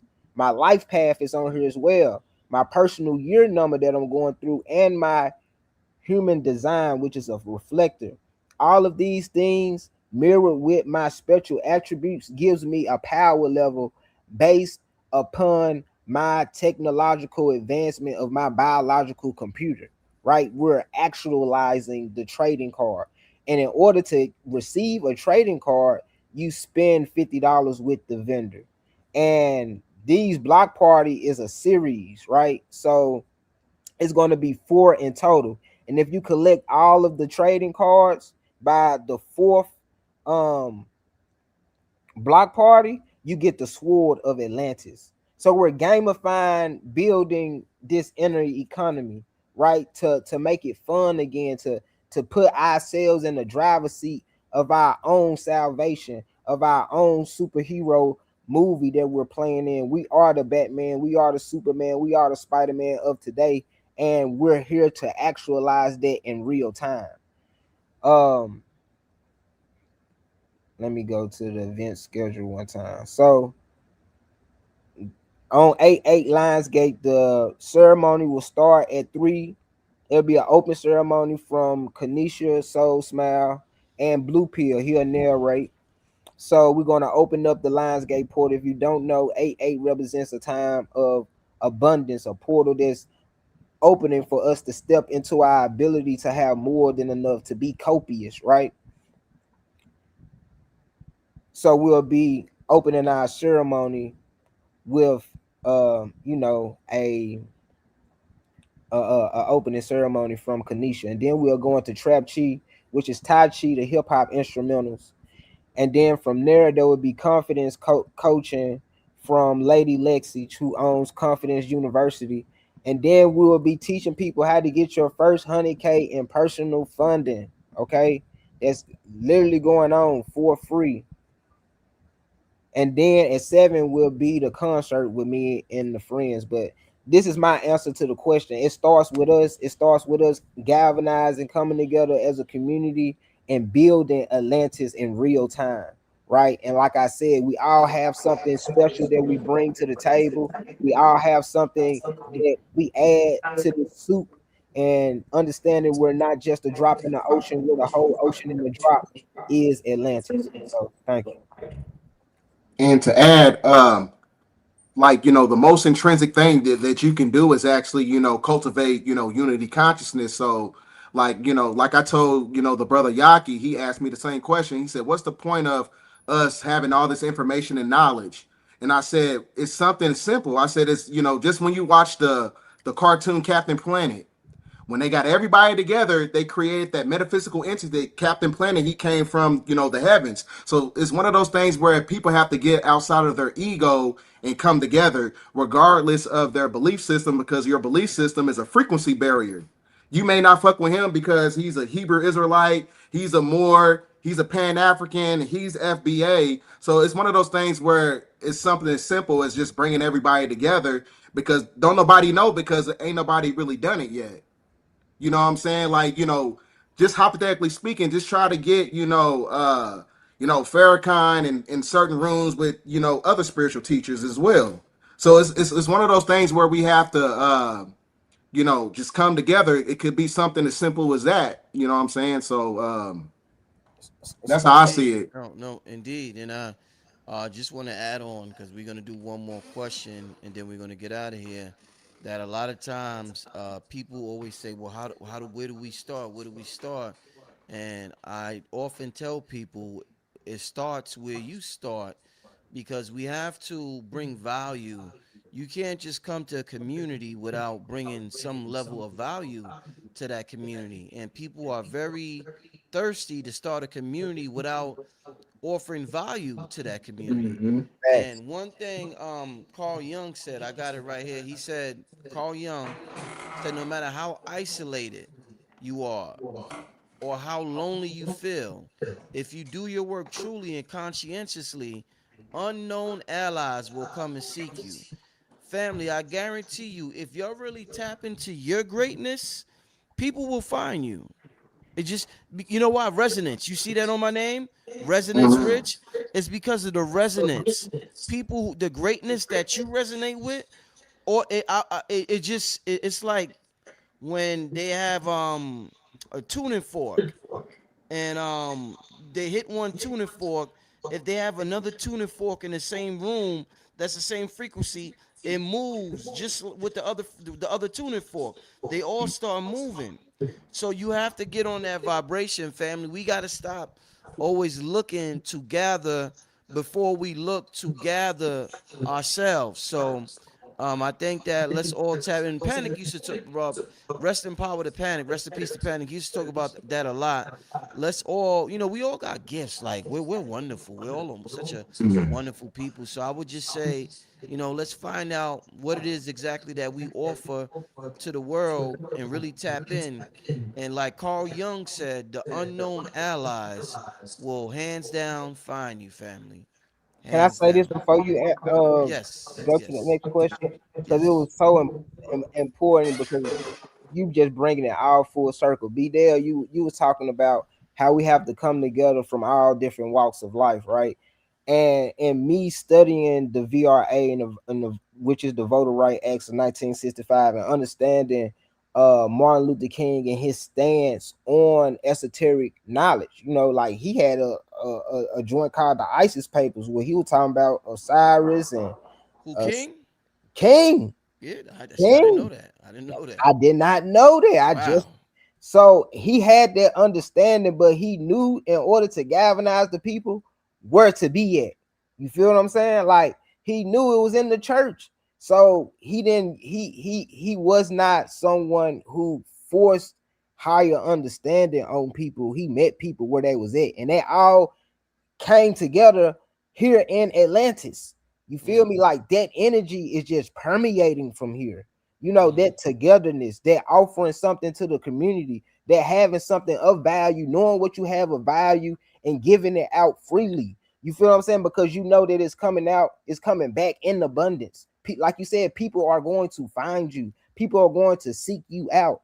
You know what I'm saying? Because it's that understanding that we are I'm talking about we are so abundant, we are so fruitful, we have more than enough, right? So it's I'm always creating, I'm always this, I'm currency, this energy is flowing through me forever. I'm never gonna run out of it, so it's not gonna make me none by giving you some. You know what I'm saying? It's just gonna add to the pot. no, indeed, indeed, indeed. Man, this has been a powerful, powerful build. Um, Somebody asks, how's the Carbon Code Collective coming along, brother? It's coming along great. Um, I reached out to Phil Valentine today. I'm getting all right. So we're gonna have the first, I guess you could say, semester will run from August to August because it's August to I would say February of next year, and that'll be the first semester. And I'm just developing these classes, and I got some powerful classes that I'm developing for the Carbon Code Collective. Just to give you an example, one today, um, and I got to chop it up with Billy Carson about it. Is the idea of having this class called multi-dimensional computer programmer. So it's becoming a certified MCP, a multi-dimensional computer programmer, where you're not looking at your body and desiring, you're programming your body the same way a computer programmer will program a computer, but you're Mhm. doing it from a multi-dimensional perspective. And the approach is totally groundbreaking. It's something that's nowhere on YouTube. Even the name itself, a MCP, multi-dimensional computer program, is something nobody could say. I heard somebody say multi-dimensional computer. No, you haven't. These are ideas that were channeled, not ideas that came from there. These are ideas and concepts and classes that were channeled. And so that's just one example of being a multi-dimensional computer programmer. And it makes it easy. It gives the ego gives you less resistance when you approach your body as a programmer instead of begging or instead of pleading and crying and sobbing and whining and all of that. That's not how you program a computer. You can't program a computer. You can't cry enough tears to program a computer. The computer understands certain commands. That's it. Not crying, weeping, begging, none of that.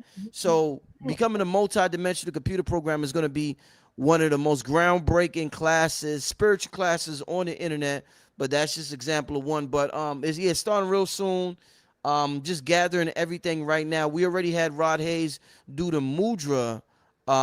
We started out with the mudra thing, and we're gonna keep it going. I gotta holler at Bdell too. I definitely want Bdell to come through because what we're doing is not an intellectual pursuit.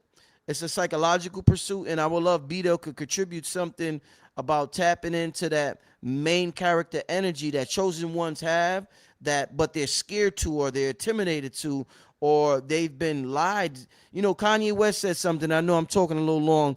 Kanye West said if you're around people who never remind you or tell you who you are. Sooner or later, you just might forget who You you might are. forget. And we grow up around a lot of jealous people who never remind us of our Nah, greatness, that's who real never talk. remind us of what we're good at. So a Mhm. lot of us forget that shit. Then one day we're walking and we're like, damn, I am good at that. But nobody told you. They knew you was good at it, but Mhm. they just didn't say it out loud. They just said it in their head. They kept it to themselves. But Yeah. they'll tell you something else out loud. Mhm. So I would love Bdell to help us develop that main character energy. And this is what I'm saying. This shit, there's nowhere, it's not generic spiritual courses. When I talk about developing main character energy, or when I talk about multi-dimensional computer, this is shit that family, this is Atlantean, Lemurian, motherfucking Dogon, whatever you want to call it, Syrian, Lyran information that's channel. It's going to be, that's what I'm telling everybody. Make sure y'all join the Patreon. It's going about to be on and popping. So I Yeah. had to say that. And I'm We on glad I your could put a Tom smile on your King. faces. I'm glad I could put a smile on your face. Oh, man. What you about to say, Source? I say you on your Don King, man. You say assault to a slug, man. Man, listen. Hey, I'm gonna tell you, Source, when I get when I get passionate about something, oh Yeah. man, I'm like the spirit move through me. I could be like this. I'll jump up, and I can't help it. Yeah. Sauce. Yeah. I can't Yeah. because now that I'm passionate about it, that shows me that I have a connection to that multidimensionally. So when I'm passionate about something, I'm like, okay, all right, I got to go that way. I could go that way. I could go this way. It's like the GPS. You know what I'm saying? I'm passionate about this. I know where to go, so I just follow the passion. But the ultimate goal is to realize that I'm not disconnected from that passion. So Mhm. yeah, so just yeah, and Source got to contribute something as well in terms of the music. It's gonna be absolutely amazing. So I just I look forward to seeing y'all on there definitely. Um, let's get to one more question before we get. Oh, and Source, I did not, brother. I'm going to send you that video by tomorrow. Because Okay. I know you've been calling me. I've been busy doing what I'm doing, and I remember I hit you back one time.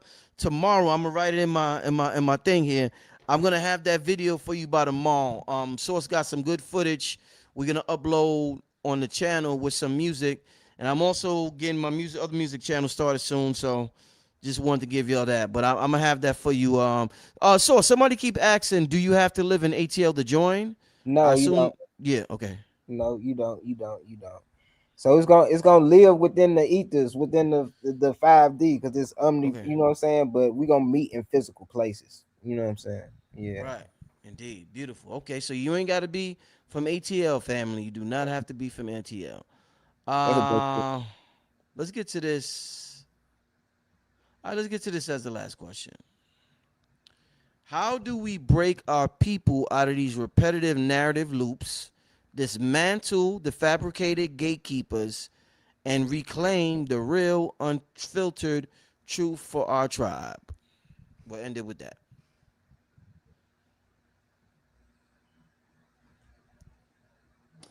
The best way to break out of that loop, as far I call it the orbit of dysfunction, just being in the orbit of chaos. Like I said, you got to go through the healing process. So it's one of those things that I talk about in my book. You got to go through the four basic elements of the soul, which is thinking, reasoning, understanding, and willpower. Because if you don't have four of those things, it's going to create instability and irresolution in your life to where you're not able to reap the benefits of clarity. So since people don't have clarity, that creates a lot of noise and static. So it's one of those things. Could you put the question back up there again? Give me 1 second, damn. I gotta. Yeah. But it's one of those things where like I said, you got to go through the healing process. Okay, there we So go. like Yeah. I said, when the mind is clear, the heart can hear. So you got to go through that healing state, and that's how you break out of that, that orbit of the orbit of dysfunction, which also keeps you in a reincarnation trap.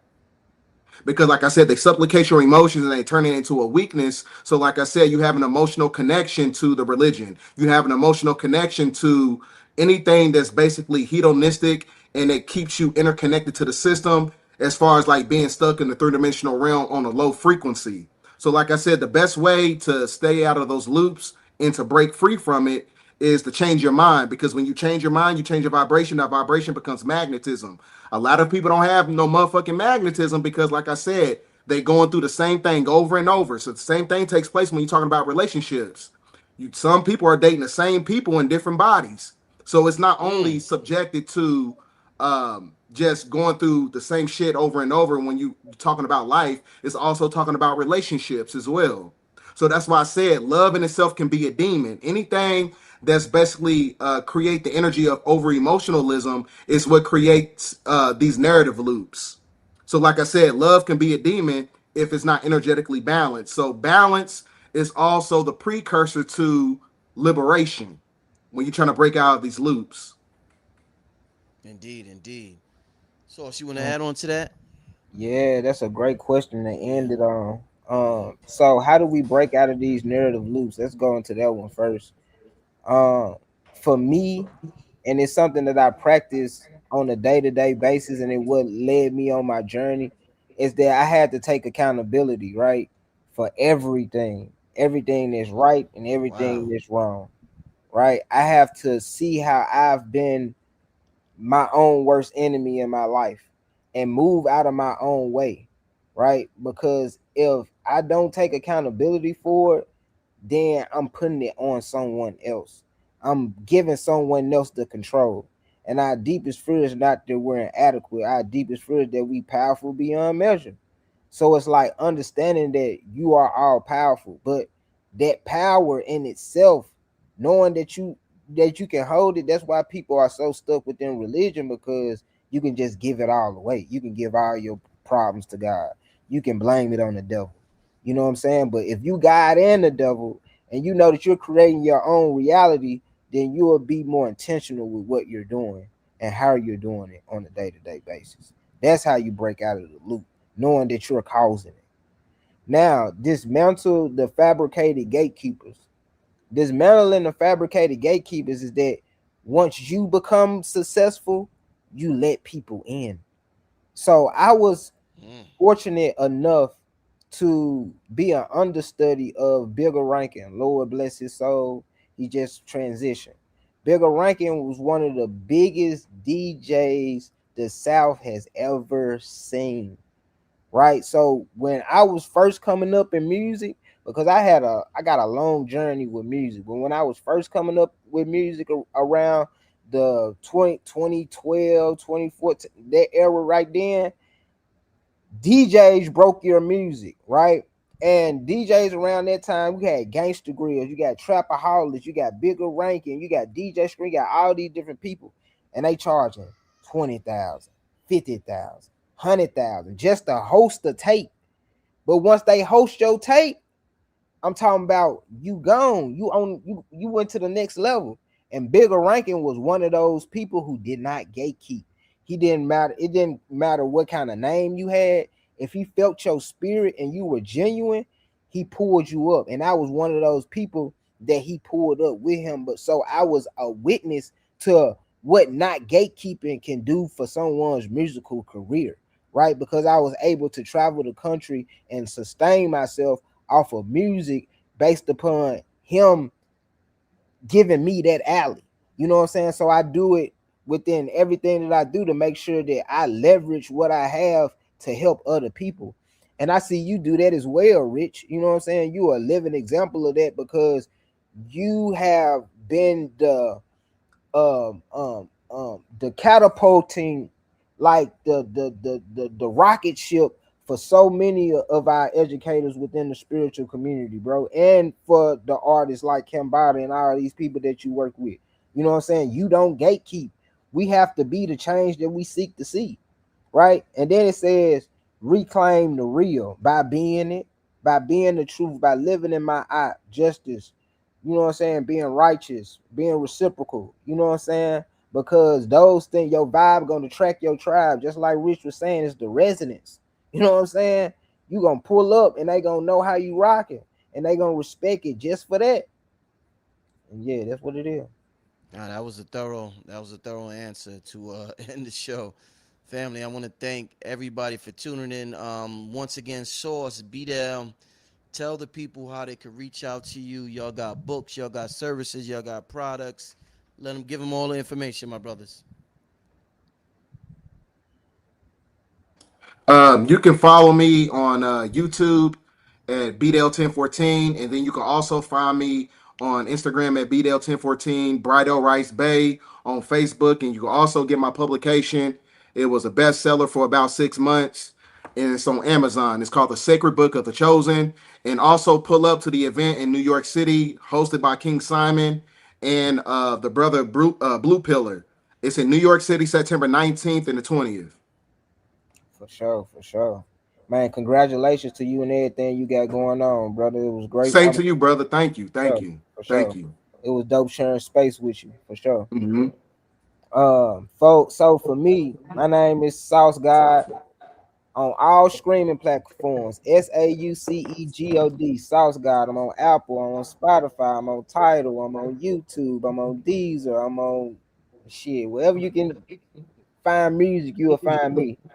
Also, if you want to reach me on my social media, everything is at the Sauce God 901. That's TheSaucegod 901.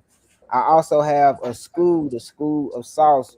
We have children books. We teach alchemy. We teach divine mathematics. We teach biology through the chakras. We teach astrology and astronomy. And you can also visit that website. Our Instagram is at School of Sauce.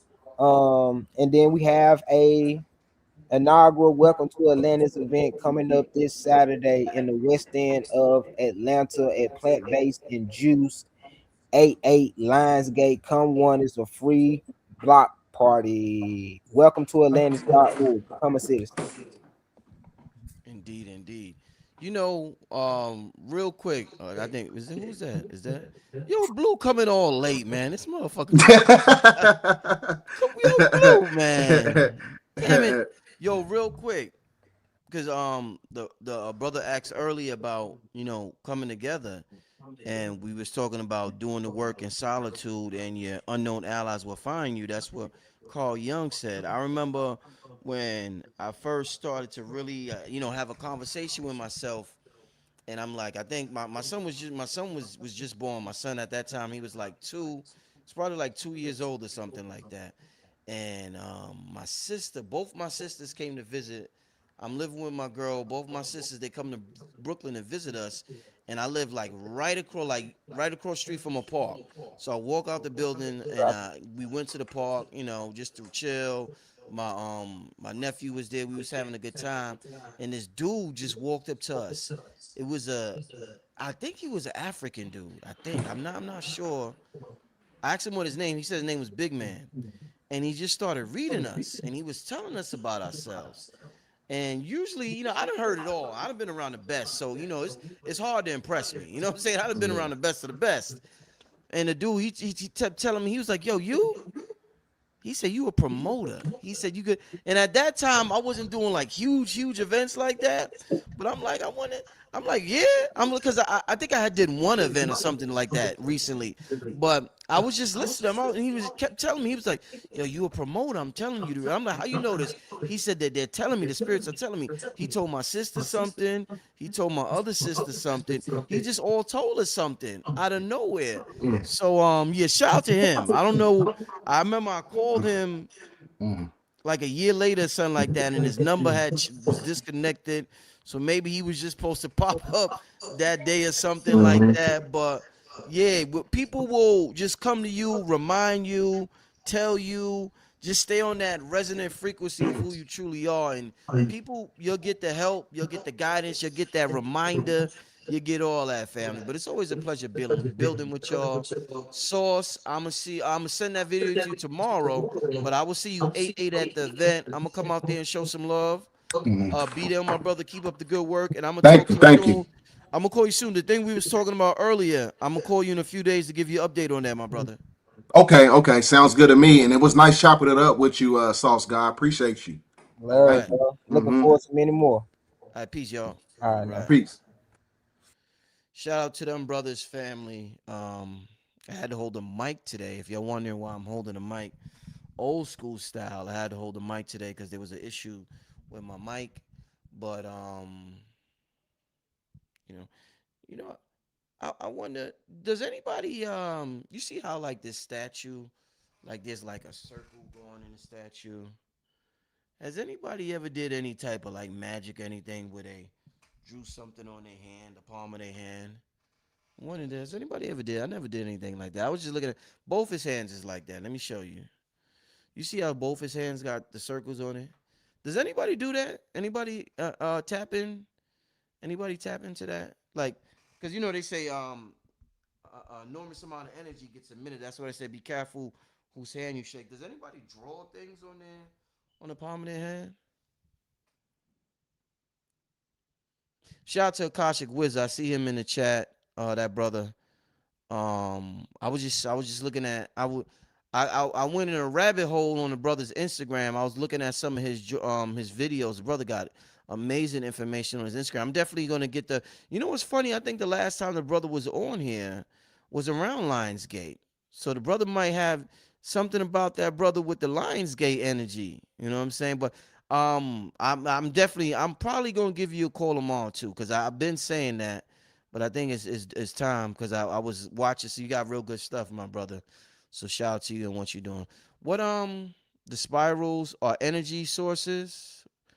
You could draw Reiki symbols. Yes, when I slap someone. You could do that in Reiki. Okay, yeah. I never did that. Never tried it. Never even thought about it. So I'm just curious. Oh, henna, right? Shout out to Kafunya, Sister Kafunya. Okay, you do it with henna. Oh, okay. All right, that's dope. That's dope. Um. Oh yeah, you right. The sister says she's seen people with the copper coil. I've seen that. Yeah, you right. They do that. Right. They do that on social media.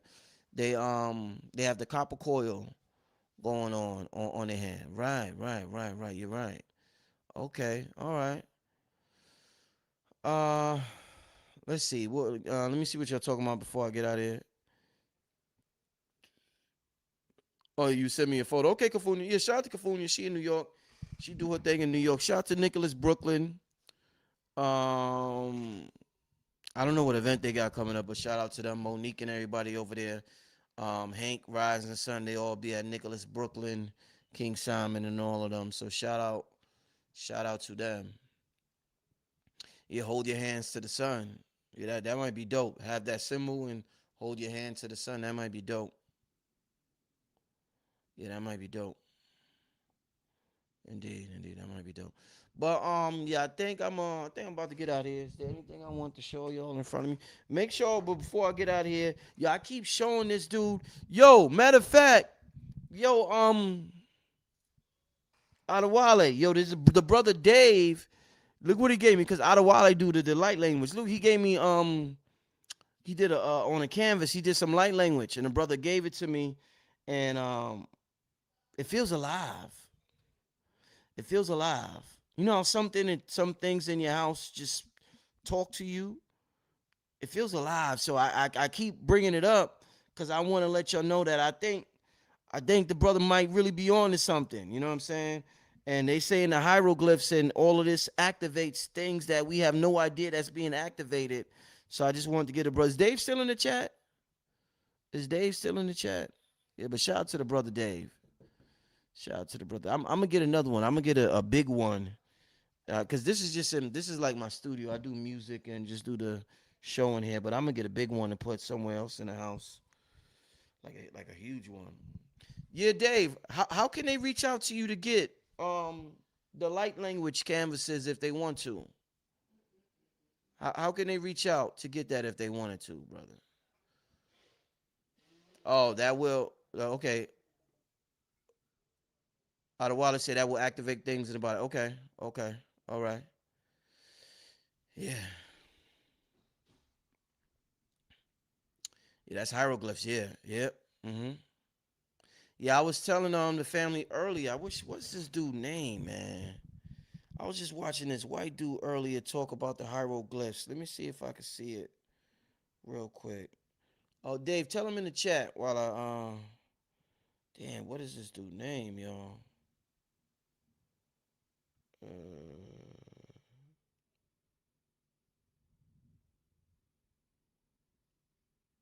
Yeah, I don't see his.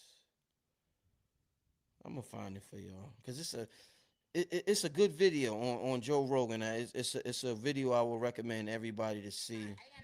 Wait, let me turn this down. Give me 1 second because I really want y'all to. Might be missing right over it. Give me a second, y'all.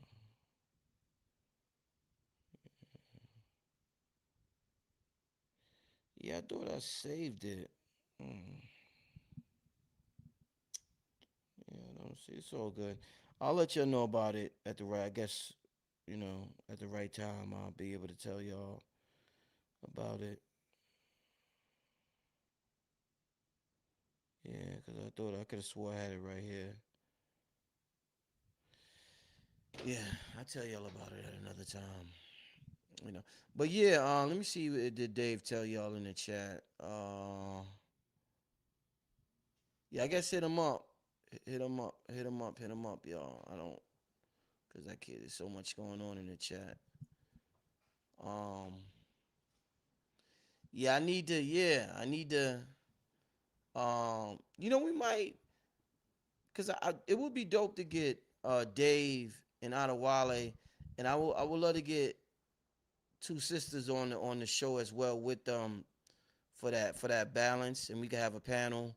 We could talk about a lot of things, and especially this energy, this 888 energy.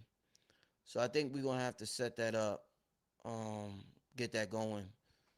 Yeah, I think we're gonna have to set that up and get that going. Yeah, just go to his channel, Alchemy Avenue. His channel is Alchemy Avenue. That's Dave, the dude that just I just showed you the light language. Yeah. Yep. All right. So with that being said, I'm trying to think. Shout out to everybody that joined the Patreon. Like I got so excited telling y'all about the Carbon Co Collective earlier and uh um the class. I done forgot that. Maybe there's a reason. Maybe I'm not supposed to mention it again. Maybe the multi-dimensional class. The multi-dimensional computer programming. I'm telling y'all, it's so groundbreaking. When we approach this thing like a computer programmer, but with the soul of a god. Oh my God! Approach it like a computer programmer, but with the soul of a god. You start to be the observer in the programming, and not thinking you're the one being programmed. You're the observer within the programming, but you're just immersed within the programming, but you're not it's like, oh man, reality is such a, oh man, this thing is, it's fun, y'all. It gets tough sometimes, but this shit, it's like when you, the journey is everything. When the journey is everything. Just continuing to learn things and to elevate. It's like, oh my God, uh, you gotta appreciate it sometime. You gotta appreciate it sometime. You know, you gotta appreciate it sometime. Uh, let me share with y'all the link with that Fauci thing and him depleting the fifth. There's a lot of videos, y'all, popping up. A lot of videos popping up about on Instagram and TikTok about nicotine, y'all.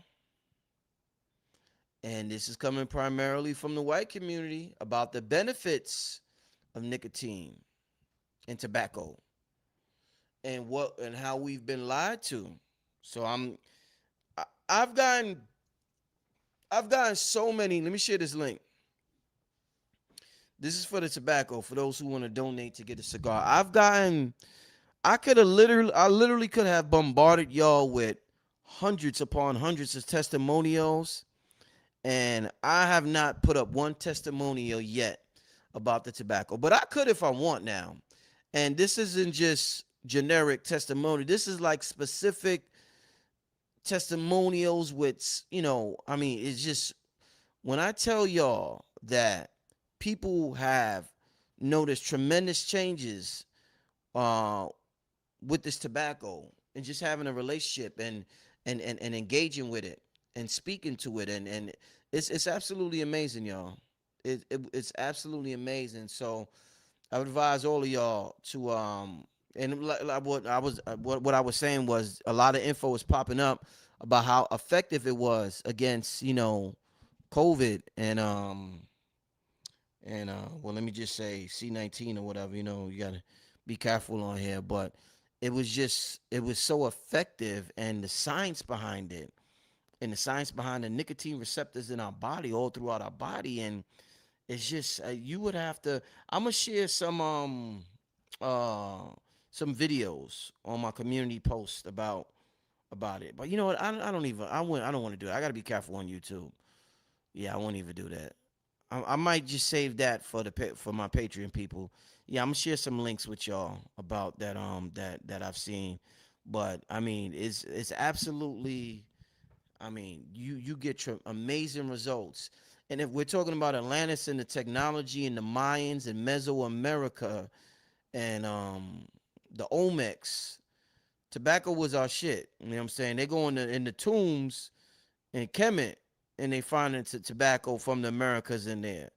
You know what I'm saying? So I don't know if they were trading or if they were originally from the South America or wherever, but tobacco played a huge role in our ancestors in technology and wisdom and our relationship with the spirit world. So yeah, it's amazing. How do we get the cigars? Them nicotine patches is powerful.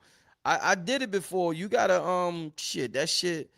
I had lucid dreams like a motherfucker, man. You gotta be careful with how strong it is. You know what I'm saying? Let me share the link. Yeah, but those still got and you got to be careful about the brand.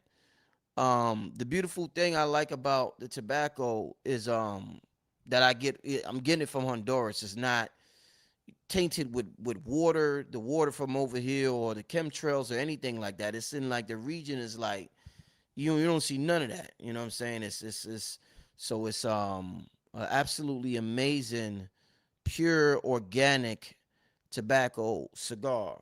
You know what I'm saying? So make sure y'all tap in with that.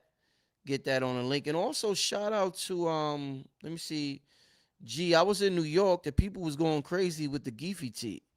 Where's G's G sent me a yeah, people was going crazy, man. I'm talking about they like, what's that you drinking? I poured them a little, and a couple of people bought it. A couple of people gave me some money. They told me to get it for them. Let me see if I see G, because G has sent me but that Geefy tea, man, shit. Hold up, y'all. Shit. Give me a second, y'all. I just want to share that link. Also,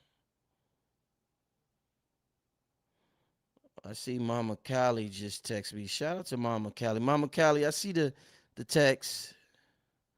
I hope you ain't cursing me out, Mama Callie. Sometime Mama Callie, that's the older sister. She be like, boy, why you said that? You know I know about that information. Talking about nobody know about that. What's wrong with you, boy? Shout out to Mama Callie. That's the elder right there. I mean, an absolutely beautiful elder. Let me just get this link real quick. And let me see. Because Mama Callie, she might have text me something that I need to tell y'all real quick. Let me get G Link real quick. Yeah, people was loving it. Matter of fact, yo, we in the studio. I want to Red. You did if Red is in the audience, let me know. Red Pill.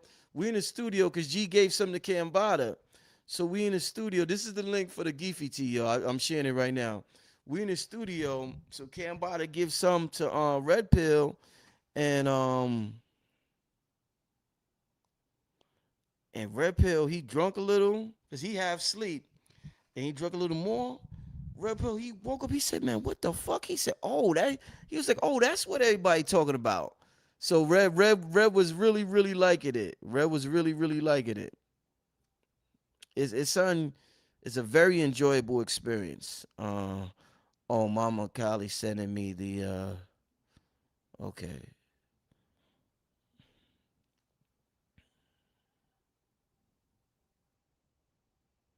Yeah, I'm gonna have to get you on the show again, Mama Kali.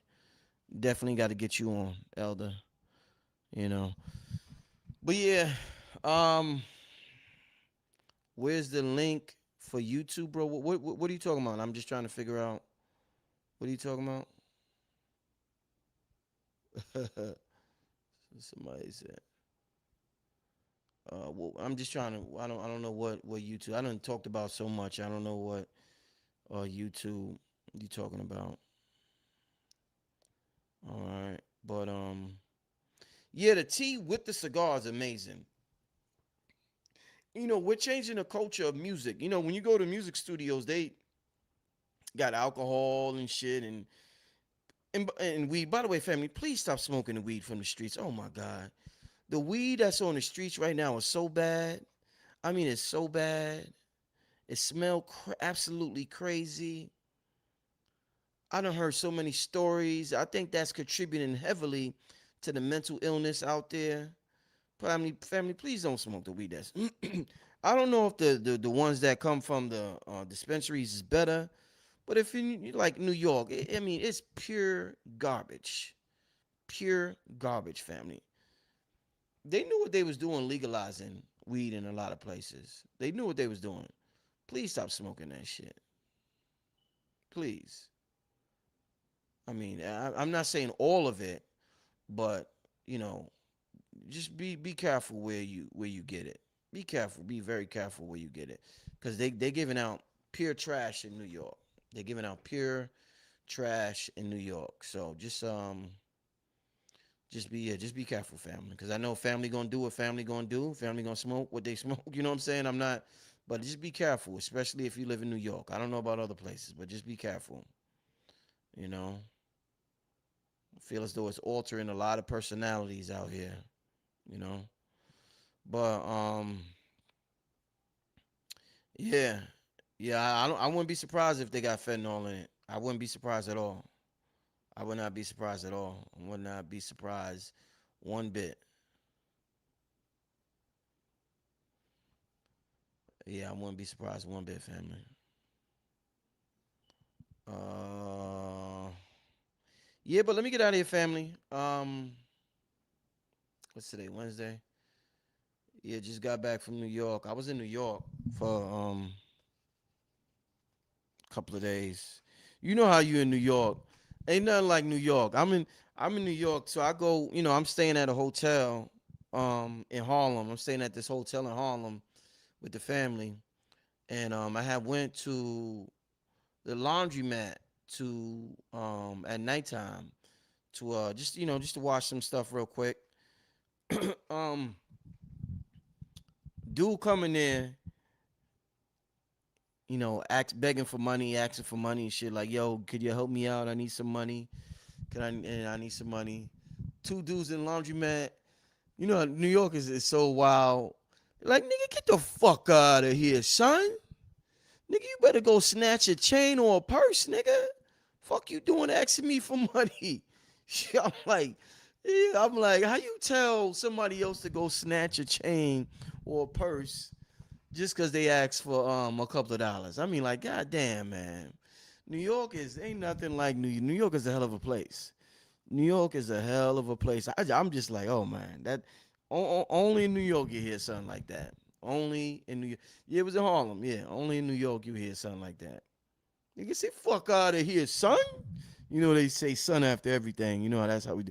Man, go snatch a chain or son, nigga, a purse. Like, why would you tell me to snatch? What the hell? Wow, shit. Oh man. Mm. Uh. Oh, somebody said they get the weed from the Jamaicans. Yeah, I don't know. I don't know. Do they got it? I'm not in the game. I'm not a smoker like that. Once in a blue, I'll do it, but I don't know. Jamaicans got it. I mean, Jamaicans are known for having it, but I don't know if their, stuff is tainted now too. So I don't know. That's I can't give advice on that. Shit, I have no idea where to get it from. I don't even, people say just grow your own. I guess that's, I guess that's the safest thing, you know. Yeah, people say grow your own. I guess that's the safest thing. Um, but yeah, let me get out of here, family. I appreciate everybody. Thanks for reminding me. Somebody said, when are you gonna have Doc? He had hit me up um about a week ago. And I don't even think I responded back. A lot of times during the day, if you call me or text me or something, and I don't respond. Don't take it personal. During the daytime, I'll be in another zone, and if I sit there and respond and to texts and stuff, like I get taken out of my flow state with what I'm doing at that time. So I don't even really use my phone a lot during the daytime unless it's like specifically business related. You know, I try not to be on the phone. I've cut back on Instagram, cut back on a lot, just, phoning home. I'm phoning home now, the real home, my higher self. So I just been, doing that a lot lately. But yeah. Somebody said, "Do you know Sean Clayton?" I don't know him, but I follow him on Instagram because I seen him on not Ernie Leisure. What's Keys? I seen him on Higher Levels Conversations, and the brother was pretty dope. So, yeah, I would love to get him on the show. I definitely would love to get him on the show. He's definitely an interesting brother, and yeah, I would love to get him on the show. Yeah, King Simon said only if you go to Jamaica, then you get some goods. Yeah, yeah, only if you go to Jamaica. Yeah, yeah. All right, but fam, listen, I appreciate everybody for tuning in tonight. Brother Rich got to get out of here now. Have a blessed night. I always try to see if there's something else I want to share with y'all before I get out of here. Any shout outs I want. That's why I shared the light language thing and stuff like that. But yeah, besides that, everything else, family, just yeah, I'll keep y'all updated with everything tomorrow, right? Everybody have a good night. Shout out to King Simon. All right. Peace and blessings, family. Peace.